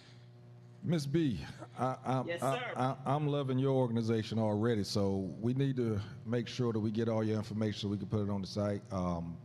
Dwayne said he has it, so we're going to put that up. But go ahead and put something out there so that some of these folks that may need your help can actually find you, contact you. I sure will. It is judadove.org. I'm on Facebook, Twitter, Instagram, and our website is judadove, like the bird, .org. And we applaud you. Yeah. And I mean applaud you for what you're doing out there. It is so needed. You are the real life equalizer. Right. You know what I mean? To get out there in them streets on your own and to go out here and fight this cause, this most worthy cause. And I just can't say we applaud you and thank you for all your efforts. Really. Someone has to do it. These are, as I said, these are our children, our daughters. And I hate to say it, but now it's getting just as bad when it comes to our sons. Absolutely. Absolutely. Listen, I want to thank you for your time. Thank you for all you do. And for all you do. Like I said, we applaud you. Like Angelo said, you are the real life equalizer. Queen Latifah walking around out here in these streets. Out like here in these Denzel. streets. I hope you strapped up too. She said she pulled her shirt up get to the like call, she she pulls up. Well, you know, she got her crew and she pulling up. So again, we appreciate you and appreciate your time. And like I said, we have your information. So but I wouldn't say hopefully there's someone that needs your help. I hope nobody listening does need it. But if they do, at least they can reach out to us. Everybody listening knows somebody that needs it. Regarding, we'll put them in contact Believe with me, you. trust me. Yeah. Don't hope for it, but if it is out there, please contact us. We can make sure that you get in contact with Miss B. Our number one fan said, pray to God protect you, Miss Baker. Thank you. Thank you. Thank you. You have yourself a great night, all right? Blessings, guys. Thank you very much. It's good work. Absolutely. It's awesome. Had no idea. Good job, Dwayne. That was a key call right there. Yeah, appreciate you. Yeah, man. Had That made no the whole idea difference. we was going there. Yeah. That was phenomenal. Didn't expect that, and I like getting things that I don't expect because that That was awesome. And DC, we brought it up before about he brought up the Hugh Hefner thing, and I brought it up during the R. Kelly thing. You know what I mean? Yeah. Hugh Hefner was treated like a god, you know, and those girls were underage. Oh, You know what I mean? my man, Period. good friend of the show, Jesse came in. I missed his comment. Jesse B. He said the issues in American economics, and we've heard him talk about this, the issues in American economics as it relates to black people boil down to the FHA redlining and its economic and institutional impact. He stands on that, boy. Yeah. Appreciate you tuning in, Jesse. And kudos again, Jesse out there coaching his 12-year-old son. That's why he can't make it up to the show. Hey, man. Kudos to you, boy. Nothing like it, brother. Yeah. Enjoy those moments, boy. Woo. Especially when you're coaching your own son. That's Oh, dope. man. I had a good time, and I wasn't even coaching mine, but I had absolute blast coaching mine, boy. especially it's volunteering. I love it. Love it. Ain't got to worry about his running away. He out there with him, you know what I'm saying? So that's dope. Man, this It was some fun weekend. I hadn't expected this, man. This really went somewhere. This really went somewhere. Yeah, that was good stuff. Yeah. So wow. So yeah, what time is it? Let's go. All right, let's go. Let's go. Will ain't here. Yeah, let's run it. So yeah. Were you able to get that loaded up? You wasn't? All right. Hey, but what I want to do, is make sure we cut this into 2 episodes too, like I told we'll do last week, so we make split 2 shows in. Go ahead, Teasy. So yeah, what we're gonna get into now, man, and we're gonna broaden the spectrum a little bit, but you know, if you like in the NFL, you've heard about this story, and even if you're somebody that just like one team or your mate likes a team or whatever, and you go to tailgates, you heard about this. You know, the coach for the Las Vegas Raiders, John Gruden, actually resigned yesterday. He actually did some emails back 10 years ago, was it, or 11 years? 2011. 2011, so 10 years ago. That's why I was getting the 11, 2011. Did some emails back then. He actually wasn't a coach at the time, but he was working with the NFL. I think then he was ESPN. on Monday Night Football. Correct. He was a Monday Night Football guy back then. For some reason, a lot of people thought that he was like one of the best coaches ever. We'll get into that in a minute. But he has some emails that surfaced as the NFL was actually looking into something with the Washington football team and their culture. He was looking into that, and they came across his emails. The first email that was released was him talking about the Players Association president. DeMaurice Smith. He actually said that his lips were as big as Michelin tires, and that's the first thing that came out. This was Friday. He coached on Sunday. Well, you got to add ho. Huh? You got to mention the whisper when that came out. There was no real big Right, stir. right. It was on the ticker down at the bottom. I remember seeing it Friday night. Forgot what I think I was looking at college football, high school football game, and I saw it on the ticker at the bottom. And then when the halftime of that game came up, there was a statement that said John Gruden, the NFL is looking into some emails made by John Gruden in regards to some racial comments that he made. That was it. This was Friday. He coached on Sunday. When they asked him about it after the game, he said he has apologized to his team. He apologizes. Now, he hadn't reached out to the man, but he apologizes. He called him D. Smith. He apologizes to him because what he was trying to say was that when people just blow wind, in other words, just be saying a lot of stuff, they're blowing a lot of air. So that's why he said his lips were like Michelin tires, because tires have air in it. That was his way of getting out of it. Bullshit. Yeah. Now, if you know who DeMaurice Smith is, you know exactly why he said that. Yeah. Okay. Now, then Monday comes around. Monday Night Football is on, and during Monday Night Football, some stuff actually came out, the other emails. And it seems in the other emails, he talked about the NFL commissioner. He talked about, he called a gay guy, the guy that came out. Now, what he said was, Don't he said need he no didn't know queers. why the commissioner was pushing their, was Fisher, Jeff Fisher, Right. Of the Rams, to draft A queer. a queer. Right. Right. He talked about that. He said some other stuff. I hadn't gotten it all, but I heard some other He things. was upset about why they forcing female referees on them. They don't need female referees on the field. They don't know what they're doing. He called a couple of guys pussies. That's what we call the commissioner. Roger Goodell Yeah. called him a faggot pussy. Yeah, he went all in these emails. So he resigned. Pretty much being fired, basically had to be let go. And again, like I said, I want to make this wider than just the sports side of things, because we could go all day about that. We're going to do us a sports show one of these days where we only talk about sports. But we could really go in on the sports thing, but I want to widen the spectrum a little bit in regards to upper management ownership in all arenas. Corporate America, what else? What else could we say? I mean, corporate America, I guess, is the best way to put it. It covers everything. So, you think about how much of this is going on up there, and how many people are on the other side of these emails or on the other side of these conversations. So, right now one person has been singled out, but there's a lot of other people that got these emails. No, they on the singled out other end. several, JT. They did? It's the finally? co-owner of Hooters. The co-owner of Hooters was a part of it. There's a I can't remember the name, PJ something. It's a famous fried chicken restaurant in Tampa, Florida. The owner of that was on there, and it was at least 2 other corporate executives, and the email chain was from not Paul Allen. Is it Paul Allen? Bruce Allen. Bruce Allen. Who at the time was an executive with the Redskins.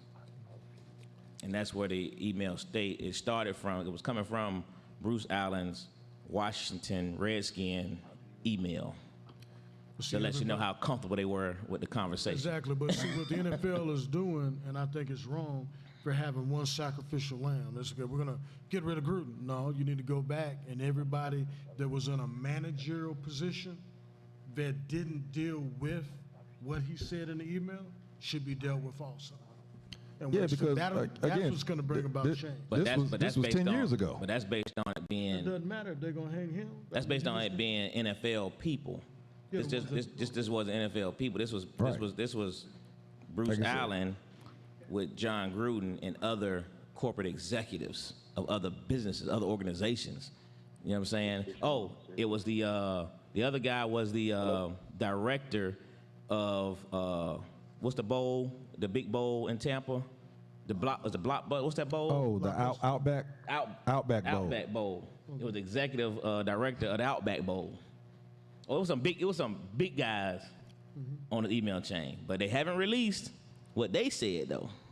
They've only released. That's the point. Right. Somebody They've only has to released open what records. Gruden said. Open records. So again, you think about like you said, the replies. I bet Gruden will. You think about the replies that came from that, and the Outback Bowl makes Mega money. mega money for their bowl game. Mega money. Oh, and also John Gruden also said that he was against all of the safety protocols. Correct. So now, that's like the head of your wherever you work at right now, giving a damn about safety at your workplace. Think about that, because this is going on a lot.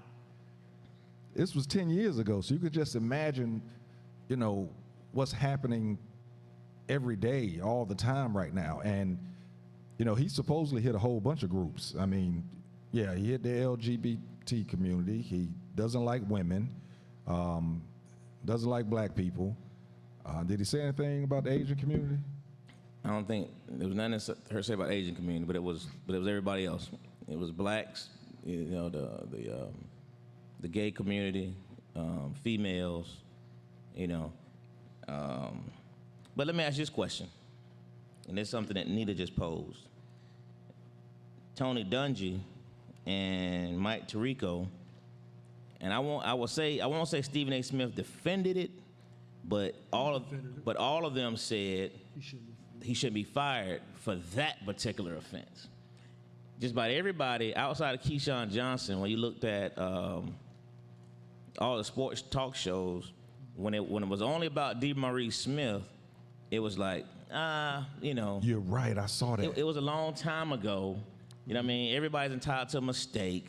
He never showed us any racial connotation when he was around us. You know what I mean? It was okay when it was just DeMaurice Smith. But when he said something about... Hey, have any of y'all seen the Dave Chappelle special? There you go. Oh, you got to watch it. Netflix, newest one. If you haven't seen it, you need to check it out, because it's crazy that this special just came out a week ago, and supposedly Netflix is trying to pull it. Yeah, that was the word, is that they was trying to pull it. Now, some people were like, Netflix is saying that to get people to watch it. But then after I watched it, I said, no, Netflix is doing this because of what he's saying. And what he's saying is true. Yeah. You know what I'm saying? What he's saying is true. That's why Netflix was trying to pull it. But I think Netflix messed up, because so many people watched it that now if they pull it, Netflix. Let's say this: Netflix was never talking about pulling it. They never were talking about pulling it. oh, so The gay community, the LB alphabet community, they were pushing Netflix to pull it. Netflix said from the beginning, you know what I mean? No, we seen it and we approved it because there's a message. Are you listening to the message? And that's what Dave Chappelle said throughout the entire set. And I just happened to finally watch that last night. good. And I've been talking about that junk all day long today. I watched it Sunday night. It was, jump was deep. It was spot on. Phenomenal. Because they're missing the point. And that's the problem right here. But the problem that we have, you know, that I personally have, and what Shannon Sharp was saying is everything was okay when it was just about DeMaurice Smith. It was okay. You know what I mean? It was, oh, we should give him a second chance. He shouldn't be held for that. But because he said about, well, he used a gay wording for the commissioner. But when he said about why he trying to make him draft a queer, all buddy, all bets were off. Everything changed. All bets were off. I And believe that's exactly what Dave Chappelle I said. believe he probably could even survived it had they just said about, you know, we don't think should be women referees.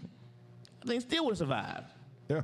But you can't, hey, what Chappelle said, you can kill a man in Walmart, Right. black Shoot man him you can kill a black man, in Walmart. shoot a black man in Walmart. That's okay. Yeah. But you say something about the gays, all bets are off. All bets are off. And the thing is, I think that his message, and because he said it, he said, you know, y'all think that I'm talking bad about you. He said, but actually I'm jealous of you because of this power and the strength that the gay community has He went to the front of the by coming together compared to us and the power that we could have if we came together. Hey, but what he said about, you know, the gay community being able to, like you just said, you know, go straight to the front of the line, you know what I mean, That's on what all he's really hitting issues. on, And then when he brought the point about, you know, the white person that confronted him with two black gay guys talking about how the gay community has been tortured and killed and punching down. all this stuff, you know what I mean? And he looked at the two black gay guys and said, are y'all gonna say something? Right.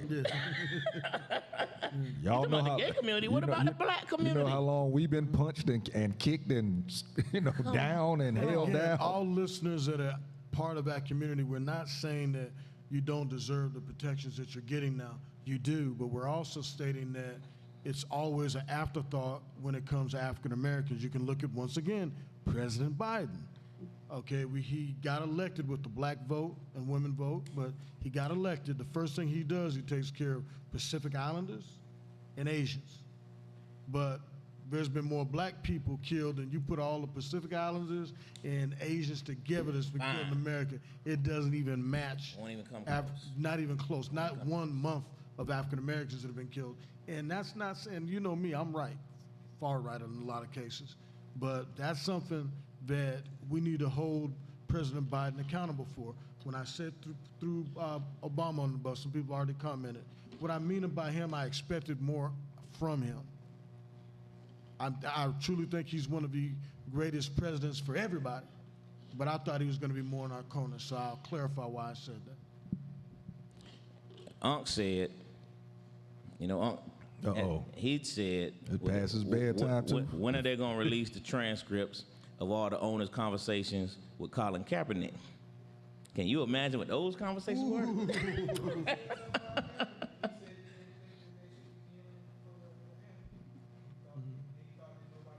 So did the owner of the Washington football team. Right.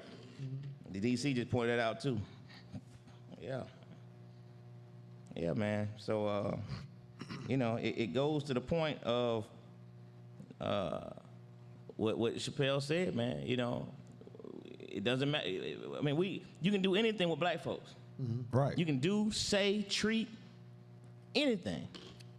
You know what I mean? Because the reality of it is, now, I think, to And the you look, NFL's credit, you get probation. based on the reports coming in, the NFL was upset with The Raiders. the Raider organization for allowing John Gruden to still coach on Sunday. Right. They were upset about that. They felt like that should have been enough for them to take action. And when he still allowed him to coach the team on Sunday, that's when apparently, because obviously this was a I call bullshit on that because But- anytime the NFL wants something done, it happens. no, that's not 100% true because it's still the owner of the team. The commissioner has X amount of things, but remember the commissioner still works for the owners. Yeah, exactly. He works for the owners, so he can take action, but it still takes a owner's vote to even get an owner out. The commissioner can't do it. Right. Only thing he can do is call up a meeting and vote on it, but it has to be the owners to actually vote on it. You know what I'm saying? When they got what they made the dude from Carolina Look at sell the Watson. team. Okay, look at Watson though. Watson hadn't played, and they're not even putting him in the game, and they're letting him be in limbo because as soon as he plays, then they're going to suspend him.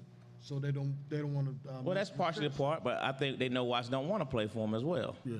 And Watson's still getting paid. You know what I mean? He getting a check. He just being what they call it. You know what I'm saying? When you don't play, but you He's just not active.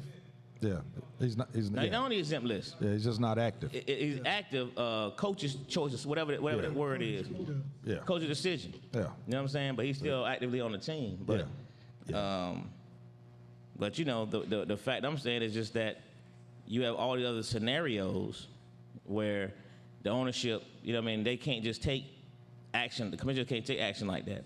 So they put the out there. So now remember, this is an FBI investigation, right? So the FBI has all this stuff. So the commissioner, the league got all the emails, you know what I mean, and they apparently supplied the owner with the emails. So the word is the owner knew about all of the emails on Friday. Oh. The only one they actually released was one about DeMaurice Smith. Exactly. So because the owner didn't take action, then the rest of the emails got leaked.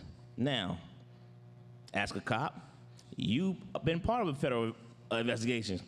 That information just don't get leaked. Hey, that information just, It just doesn't get leaked. hey, that was an intentional. Yeah, it's intentional. Okay. Hey, when the what was it? The New York Times. New York Times. When the New York Times came out with it, they had to make action. Yeah. But when they but it was leaked to the New York Times. right. No, the first article about DeMaurice Smith was leaked to the New York Times. That's the only thing that came out. The next day, they released the other emails to the New York Times. Then that junk got published. Then John Gruden got called to the principal's office. Right. You know what I'm saying? Then he got called to the principal's office. But apparently the league wanted action then. And Adam Schefter be on it. Adam Schefter said the league was upset that no action was taken prior to Sunday. They were upset that he still allowed them to coach the team. You know what I'm saying? So, but it was only about DeMaurice Smith at the time. That's it. That was the only one they leaked at the time. When like I said, you can do anything to a black Well, you know what the person. Raiders saying is just win, baby. Hey, do anything to a black person, you know what I'm saying? You get probation. You go at them others. But you could see John Gruden at the interview after the game. That's the first time all the losses they've ever taken. He looked defeated. Oh yeah, he That was knew, the first time. he knew He something knew was what coming happening. down. He said Hey, that. that's the first time he looked defeated. He remembers that email. He's like, ooh. Hey, when he saw the interview, man, he looked defeated. He looked like that was the worst loss he's ever taken in his life. He You was know? what did he say? I don't remember everything that happened 10 years ago. I guarantee you, as soon as he heard about that email going out, he remembered every last one of them. Every last one of them that went out. Looked, he's like, oh shit. Yeah, he remembered every last one of them that went out. I'm telling you. But I know he also saved it to a hard drive. No, the Oh. NFL can't punish him, DC. That's the whole point. The NFL they can't punish him. The owner had to do it.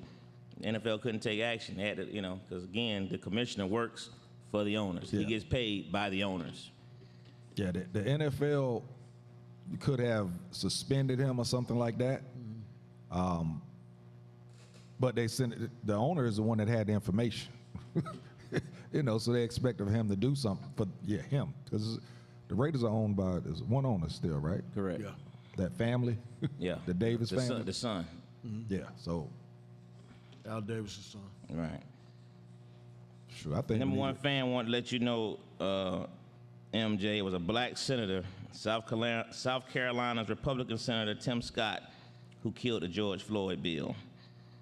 So basically she's saying, you know, it's bigger than Biden. It's, the Republicans are still fight against anything put out in anything positive way for black folks. Oh, yeah. But I expect that out of Republicans.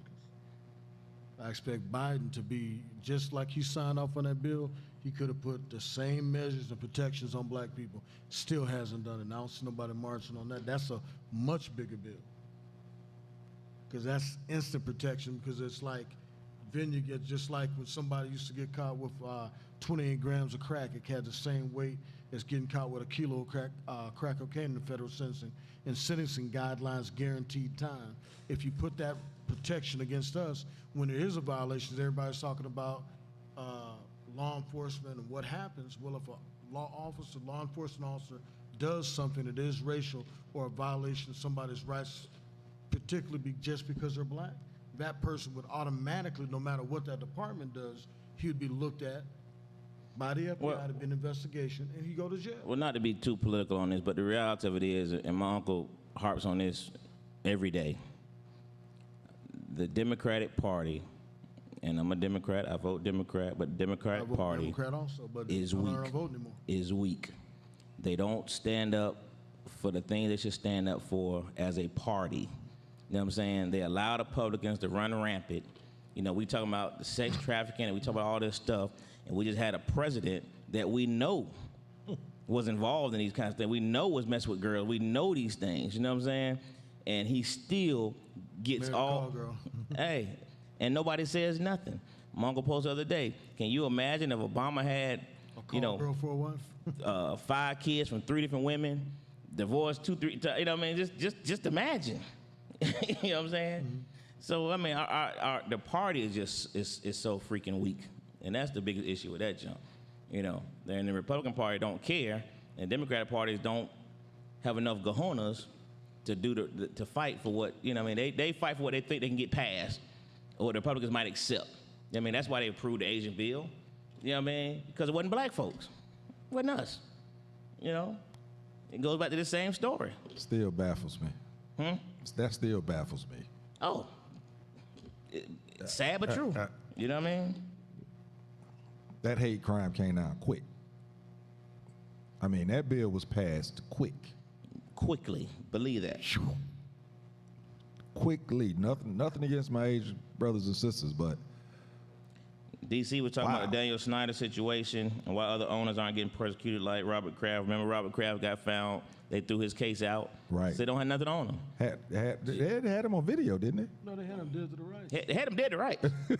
Had him dead to right. Yeah, they had him dead to the right. But I said when it happened, I said the difference between Robert Kraft and everybody else, Robert Kraft's a billionaire. Oh, he's gonna walk. It was no question. He was gonna walk. You know what I'm saying? Jerry Jones, I don't know what they have. They don't have, you know. But the Daniel Snyder thing, I think, as they continue this investigation in the Washington football team, I think Daniel Snyder time is limited. Out, yeah. Yeah, I think You know what I'm he- saying? I think as they continue this investigation and continue to find more stuff, he's going to end up selling. you know, if the NFL wants, you know, but the NFL always gonna try to protect the shield though. You know what I'm saying? So, and that's what they do for the Crafts and the Jerry Jones. They're gonna try to protect the shield first. You know what I mean? So, you know, it's gonna have to be something really, really, really bad for Daniel Snyder. You know what I mean? To for them to really take action against him. So let me ask you, I know that there's a lot of former athletes that have ownership in baseball and basketball Zero. professional teams. Zero. NFL, there's none. None at all. Not Zero. even 1%. Zero. They don't share in NFL. But you're right. The rest of them do, but they figure zero minority owners. Zero. There's none. Not even a percentage. Not There's even none. 1%. There's none. Hey, wasn't hearing it. Wasn't hearing it. And they had the money. They had the money. They had all the Yeah, they had everything they needed. There was a couple of groups that got together trying to do, Even with Jacksonville, same thing. They let that billionaire Sheik come over here and buy the team. because I think Diddy putting a group together for the They had a Panthers at one whole time? group. Had a whole group, and they denied them. had Johnson & Johnson guy. That's right. Yeah. They had plenty of money to do it. NFL, they hold that fraternity close to heart, boy. Believe that.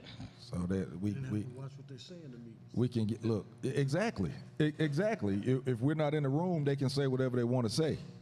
You know, they just smarter than Gruden, and they don't email them Who you talking about, DC? or that we know of On the right now. Dolphins, who? I don't know. We might find out.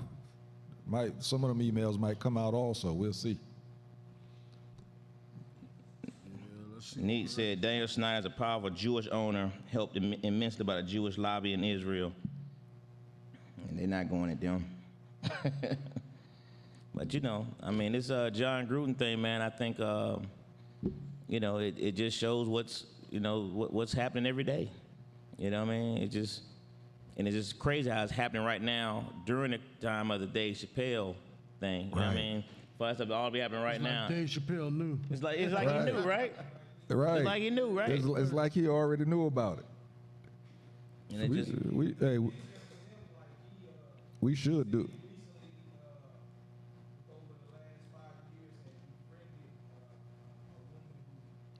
transgender. You're transgender. Yeah. And she killed herself. Yeah. She killed herself. Yeah. We should do a show on his show Hey. and go through some of the messages that a lot of people miss. Because it was message after message after message. I mean, it wasn't a show that, you laughed. And I'm glad, but the point is, why wasn't that, they're not bringing that up, though. Yeah. They only talking about the thing about the baby. Right. Yep. You know what I'm saying? It's always talking about the thing about the baby. But what about this? What about the message? What about the ending message? Yeah. What about the fact that the gay community wanted one of their own because they supported him? And they turned on. Turn on. Hey, turn quick. Yeah. To the point the person committed suicide? Man, it's bananas, man. Because, oh man, see, you got me. I'm thinking about the show as we sitting there talking about it. You know, when he asked the question, you know, can someone in the the alphabet community, can somebody within that community be racist? Yeah, he had. Hey, real quick, DC just corrected me. He said the Miami Dolphins, Stephen Ross has 50% of the team, and the minority owners are Gloria Estefan, Amelia Estefan, Mark Anthony, Venus and Serena Williams, and Fergie. All have a percentage of the Miami Dolphins. Okay. Appreciate that. So at least we got one. Right. At least we got one. All of them lumped into one team. Right. And that's probably based on what the owner wanted to do. You know what I mean? Because they don't have the money. So that's good stuff. Yeah, appreciate that, man. Anywho, 11 o'clock, man. You want to move? Teasy. All right, man. Want to go? Yeah, if it's 11 o'clock, yeah, let's do it. Cause I think I'm gonna go get me a chicken sandwich tonight. For real, man, I ain't got no light. Hey, So man. yeah, people, I appreciate y'all tuning in, man. Next week we're gonna be back, and hopefully we'll have we got a backup laptop now, so we'll get started on time next week, no matter what. Hey, we're gonna go into the top 5 real quick. Yeah. Top five for this week. Y'all want to text in your top 5, chime them on in. Top 5 for this week. This one came from number 1 fan. Hit me a couple weeks ago with a couple top 5s. So I'm gonna go with one of them tonight. Top 5. What's up, Lionel? Top 5. I wish you would touch this snack. Your top 5 snacks that you wish somebody would touch your snack. Top 5 snacks. Almonds, beef jerky, blueberries. Blueberries. Check. Okay. I know you know me. So I'm trying to get that help, but So if I touch your blueberries, you gonna be mad at me? I said beef jerky already, right? Yeah.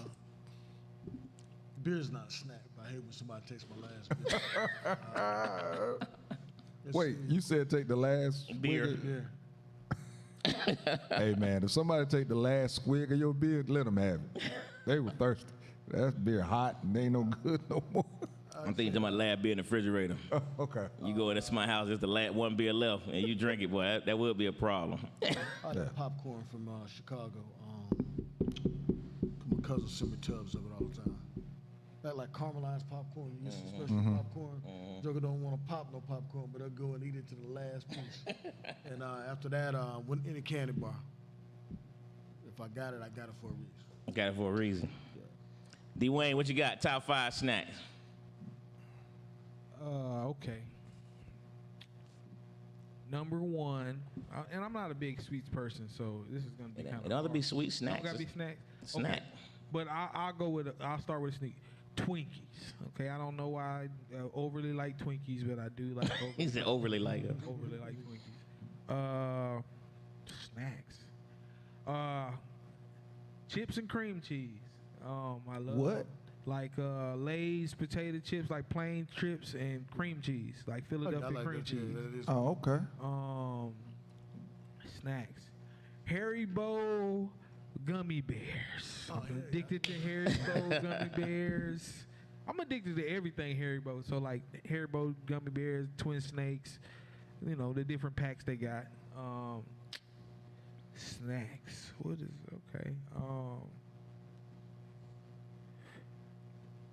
Hot mamas, the hot Tijuana mamas, man. I'm from the country, so I used to eat a lot of hot Tijuana mamas.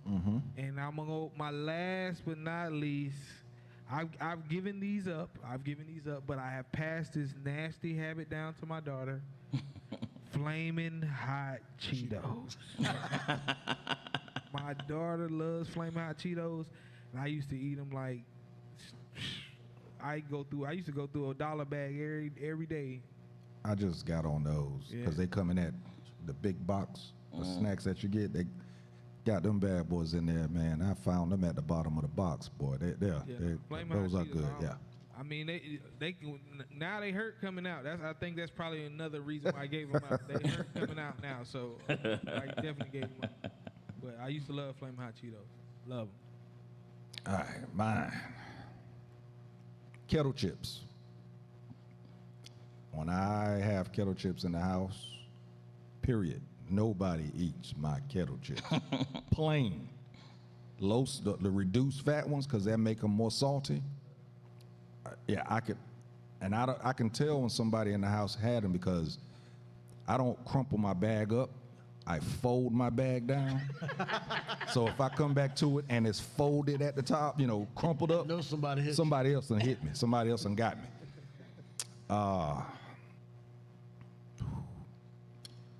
Over Redenbacher pour over butter. That's the ones that come with the butter packs in it. And you can pour that butter on it. Again, only 2 come in those boxes. So The one if it's been open, that means somebody got one. And if the box is sitting there empty, that means somebody got the last one. I can stand when people do that. Take them all and throw them. Don't touch them. If my son was here, he would tell you he got it. Got it. Back when he was a kid. Oh, he got it. Yeah, he got it. Could be bad parenting or whatever, but he got it. Yeah, he probably thought he took money out of my wallet the way I got it. Klondike bars. What would you do for Klondike? Hey, there's 6 of them in the pack. You know the count. That last one, especially, I can tell if you took one, but that last one, I know it's there. Better be. I'm waiting on it. I'm waiting. I don't do the way well. home. Look, I don't do well with ice cream that much more anyway. So I have to strategically time when I'm going to eat that last one. Right. If I go in and it's not there, it's hell to pay in the house. Smarties, the little packs of Smarties.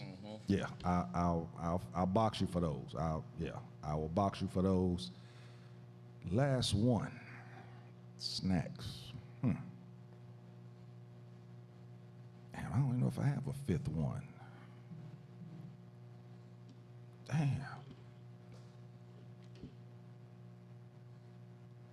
I don't think I have. Oh yeah.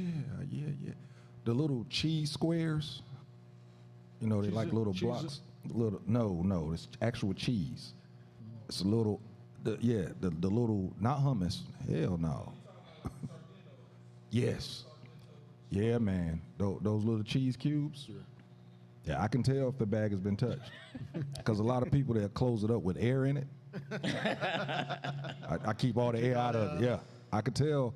And now lately, that's my fifth one. But also now I've been on the pepperoni slices. I've been on the pepperoni slices a lot. You know, so those are mine. I'm going to give me some Klondikes tomorrow. I haven't had none in a while, so yeah. All right. What's up, Miss Pickett? Long time no see. How you doing? All right. DC has Now Laters, Little Debbie, Dunkin' Sticks, Kool-Aid, and Cheese Nips. And you can't get mad at people if they drink the Kool-Aid, man. Don't touch that last swig. Made the last swig. It's better if I made it. Now, don't you hate when somebody drink the last swig of Kool-Aid, then they make the Kool-Aid their way, and it ain't the same way that you like it? Yeah. It ain't sweet enough? Oh. Or leave just enough in the pitcher just for barely taste it. That pisses me off. You might well drunk it. What you gonna leave a little bit in there for? Drink it. Or they make it with one flavor instead of two. I like that cherry and that lemonade together. Yeah. Number one fan got organic Black Forest gummy bears, Wise Honey barbecue cheese puffs, Snickers almond butter bars, Oh, yeah. Suzy Q's, Suzy Q's, wow. Yeah. And peach buds. Yeah. All right. I got jelly beans. Love my jelly beans. I got orange slices. And I'm like you. Give all them down. Hey, man. Love them orange slices, boy. Or I like the pack. You know, when I had the green and the red. Oh, man. Man. The chocolate on chocolate Oreo cookies. Yeah, that's good. They all good. Chocolate on chocolate. Oh, yeah. The chocolate with the chocolate, man. Oh, those are delicious. Those are delicious. I got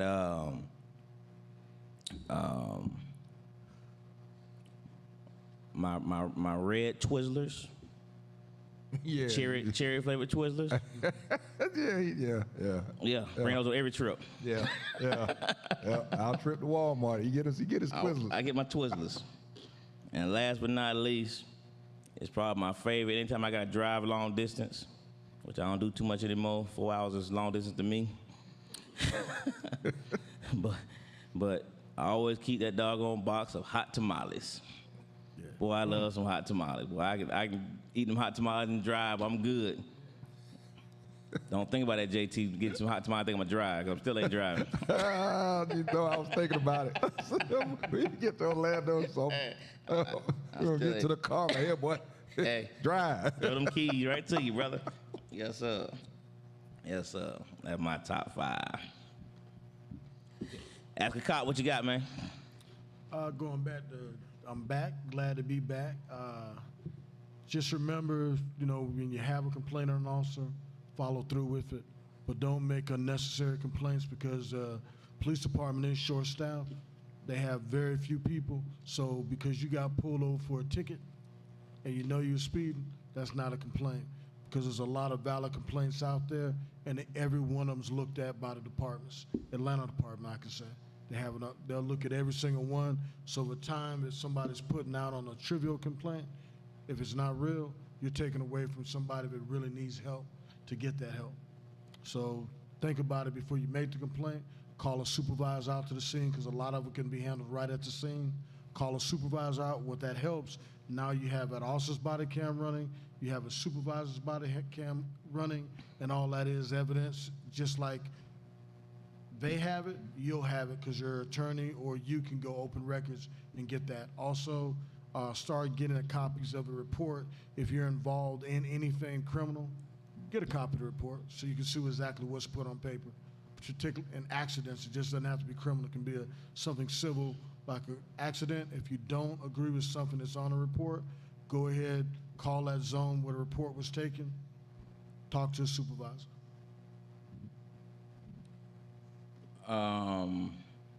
No, I didn't see your comments, but told you I don't look on here. But my mom got Pringles, Oh, jelly beans, popcorn, Oreos, and Tootsie Rolls. mm-hmm. She threw in Twizzlers to top it off. Happy belated birthday. That's right. You hear Happy that? birthday. Yeah, Well, she y'all- had a real good birthday, man. Y'all ate good. Yeah, we ate real good, boy. Y'all ate real good for mama birthday. Wow. Yeah, we did. Yeah, we did. She finished up the crab legs today. But listen, my thing right now is, and we're going to have to get back to this at some point as well. Two things. Number one, all the things we talked about tonight, the thing we talked about last few weeks. You know, watching the news, listening, you know, reading. I'm still not seeing our church community chiming in on some of these major issues. You know, such as the abductions and all these things. You know what I mean? Don't understand how that stuff doesn't make national news, and don't understand why these folks who have the power to make this stuff make national news don't do it. You know, that's real concerning to me. And the second thing is, you know, I always say is, you know, we gotta get out there and vote. Midterms are fastly approaching. Remember, always vote, think globally, vote locally. And I'm good. All right, my thing, oh, wait, I had to go back to this. I meant to do this earlier. MJ, you said that, what did you say when a 17-year-old has been out there and turned 2,000 tricks in 3 months? Yo, that's a lot of tricking, boy. See, that's what people don't realize when they get them off, like, say, Buford Highway. Every single undocumented worker in that area goes by there. And so, like, it's not like people think you see Pretty Woman and stuff like that. It's nothing like that. There's a lot of violence involved. There's nasty mattresses.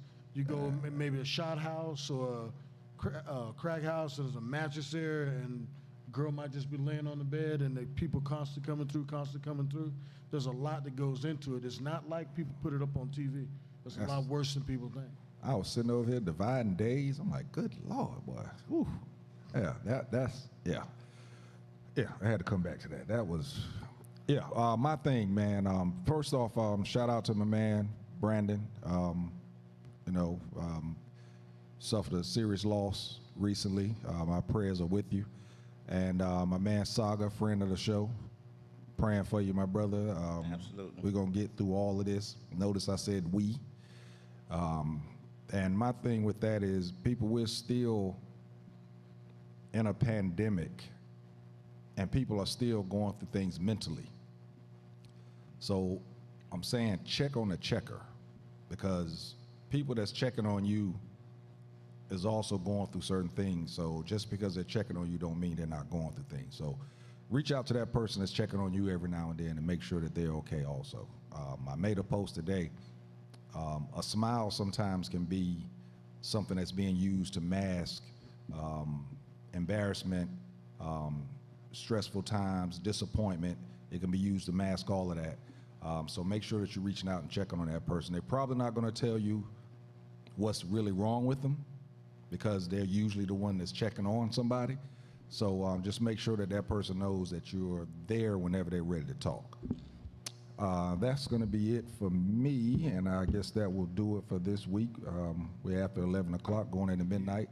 Classic Conversations with Jae Tea and Lo, and we will be. Hey, Ask a cop. we got to get. I wanted to do it today, but we got to get on this whole back onto this unvax thing, the Kyrie Irving thing that just happened. They basically told him either you're gonna get vaccinated or you're not or playing. don't play. So I want to ask: does that make people change their mind when they can't make a living. It's not mandated, you know, worldwide, but if the place that pays your checks won't pay you because you hadn't been vaccinated, does that make you get it done? You know, so yeah, that's going to do it for us this week, man. We will see you guys next week. I want to promise that we're going to start at 8:30. We're going to start on time, and we're going to go out with the Paula Hill story. I got it.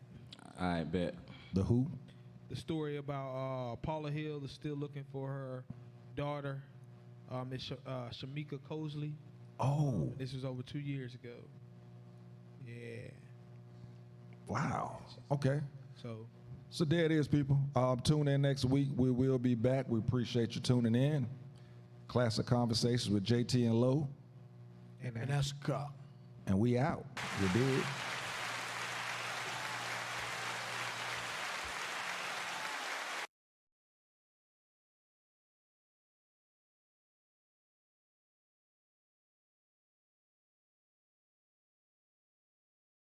Unsolved missing persons cases and following new clues that could help crack them. This morning we have the story of a missing Missouri girl, Shamika Cozy, who disappeared without a trace in 2008, and her family's fight to bring her home.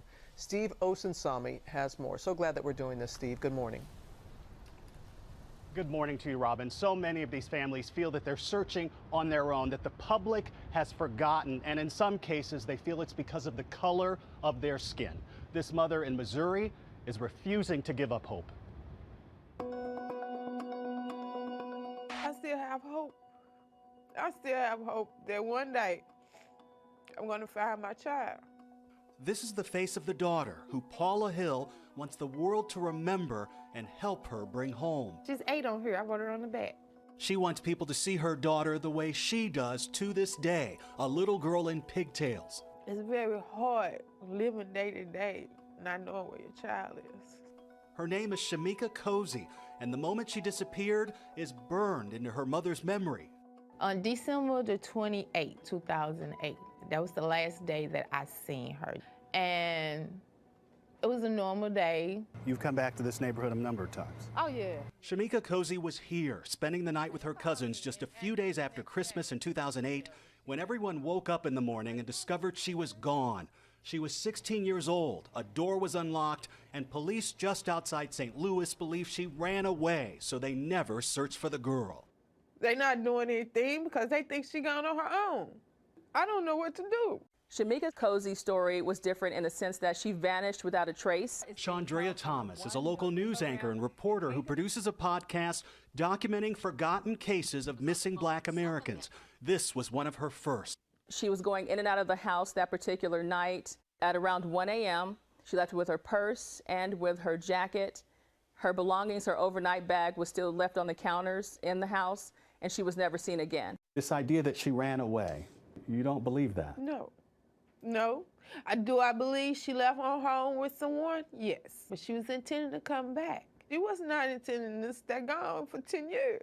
Her mother says her daughter wasn't perfect. She once discovered a fake ID, and another time saw her daughter in the dark sedan of a much older man. You believe that it's possible she may have been caught up into the sex trafficking trade? Yes, because I heard about her dating an older man.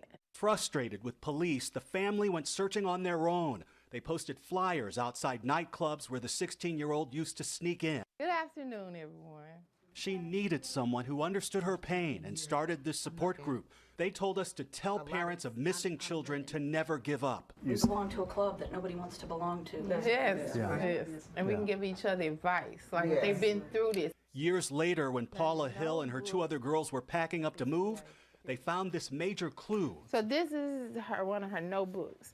Actually, In these 3 notebooks are her daughter Shamika's handwritten messages from a few months before she disappeared. She talks about a boyfriend and sharing with him that she might be pregnant. I can't allow him to feel like he got power over me. Police interviewed the boyfriend and say he's not a suspect. I can ensure that this department has tried to do everything in our power to find Shamika Cozy.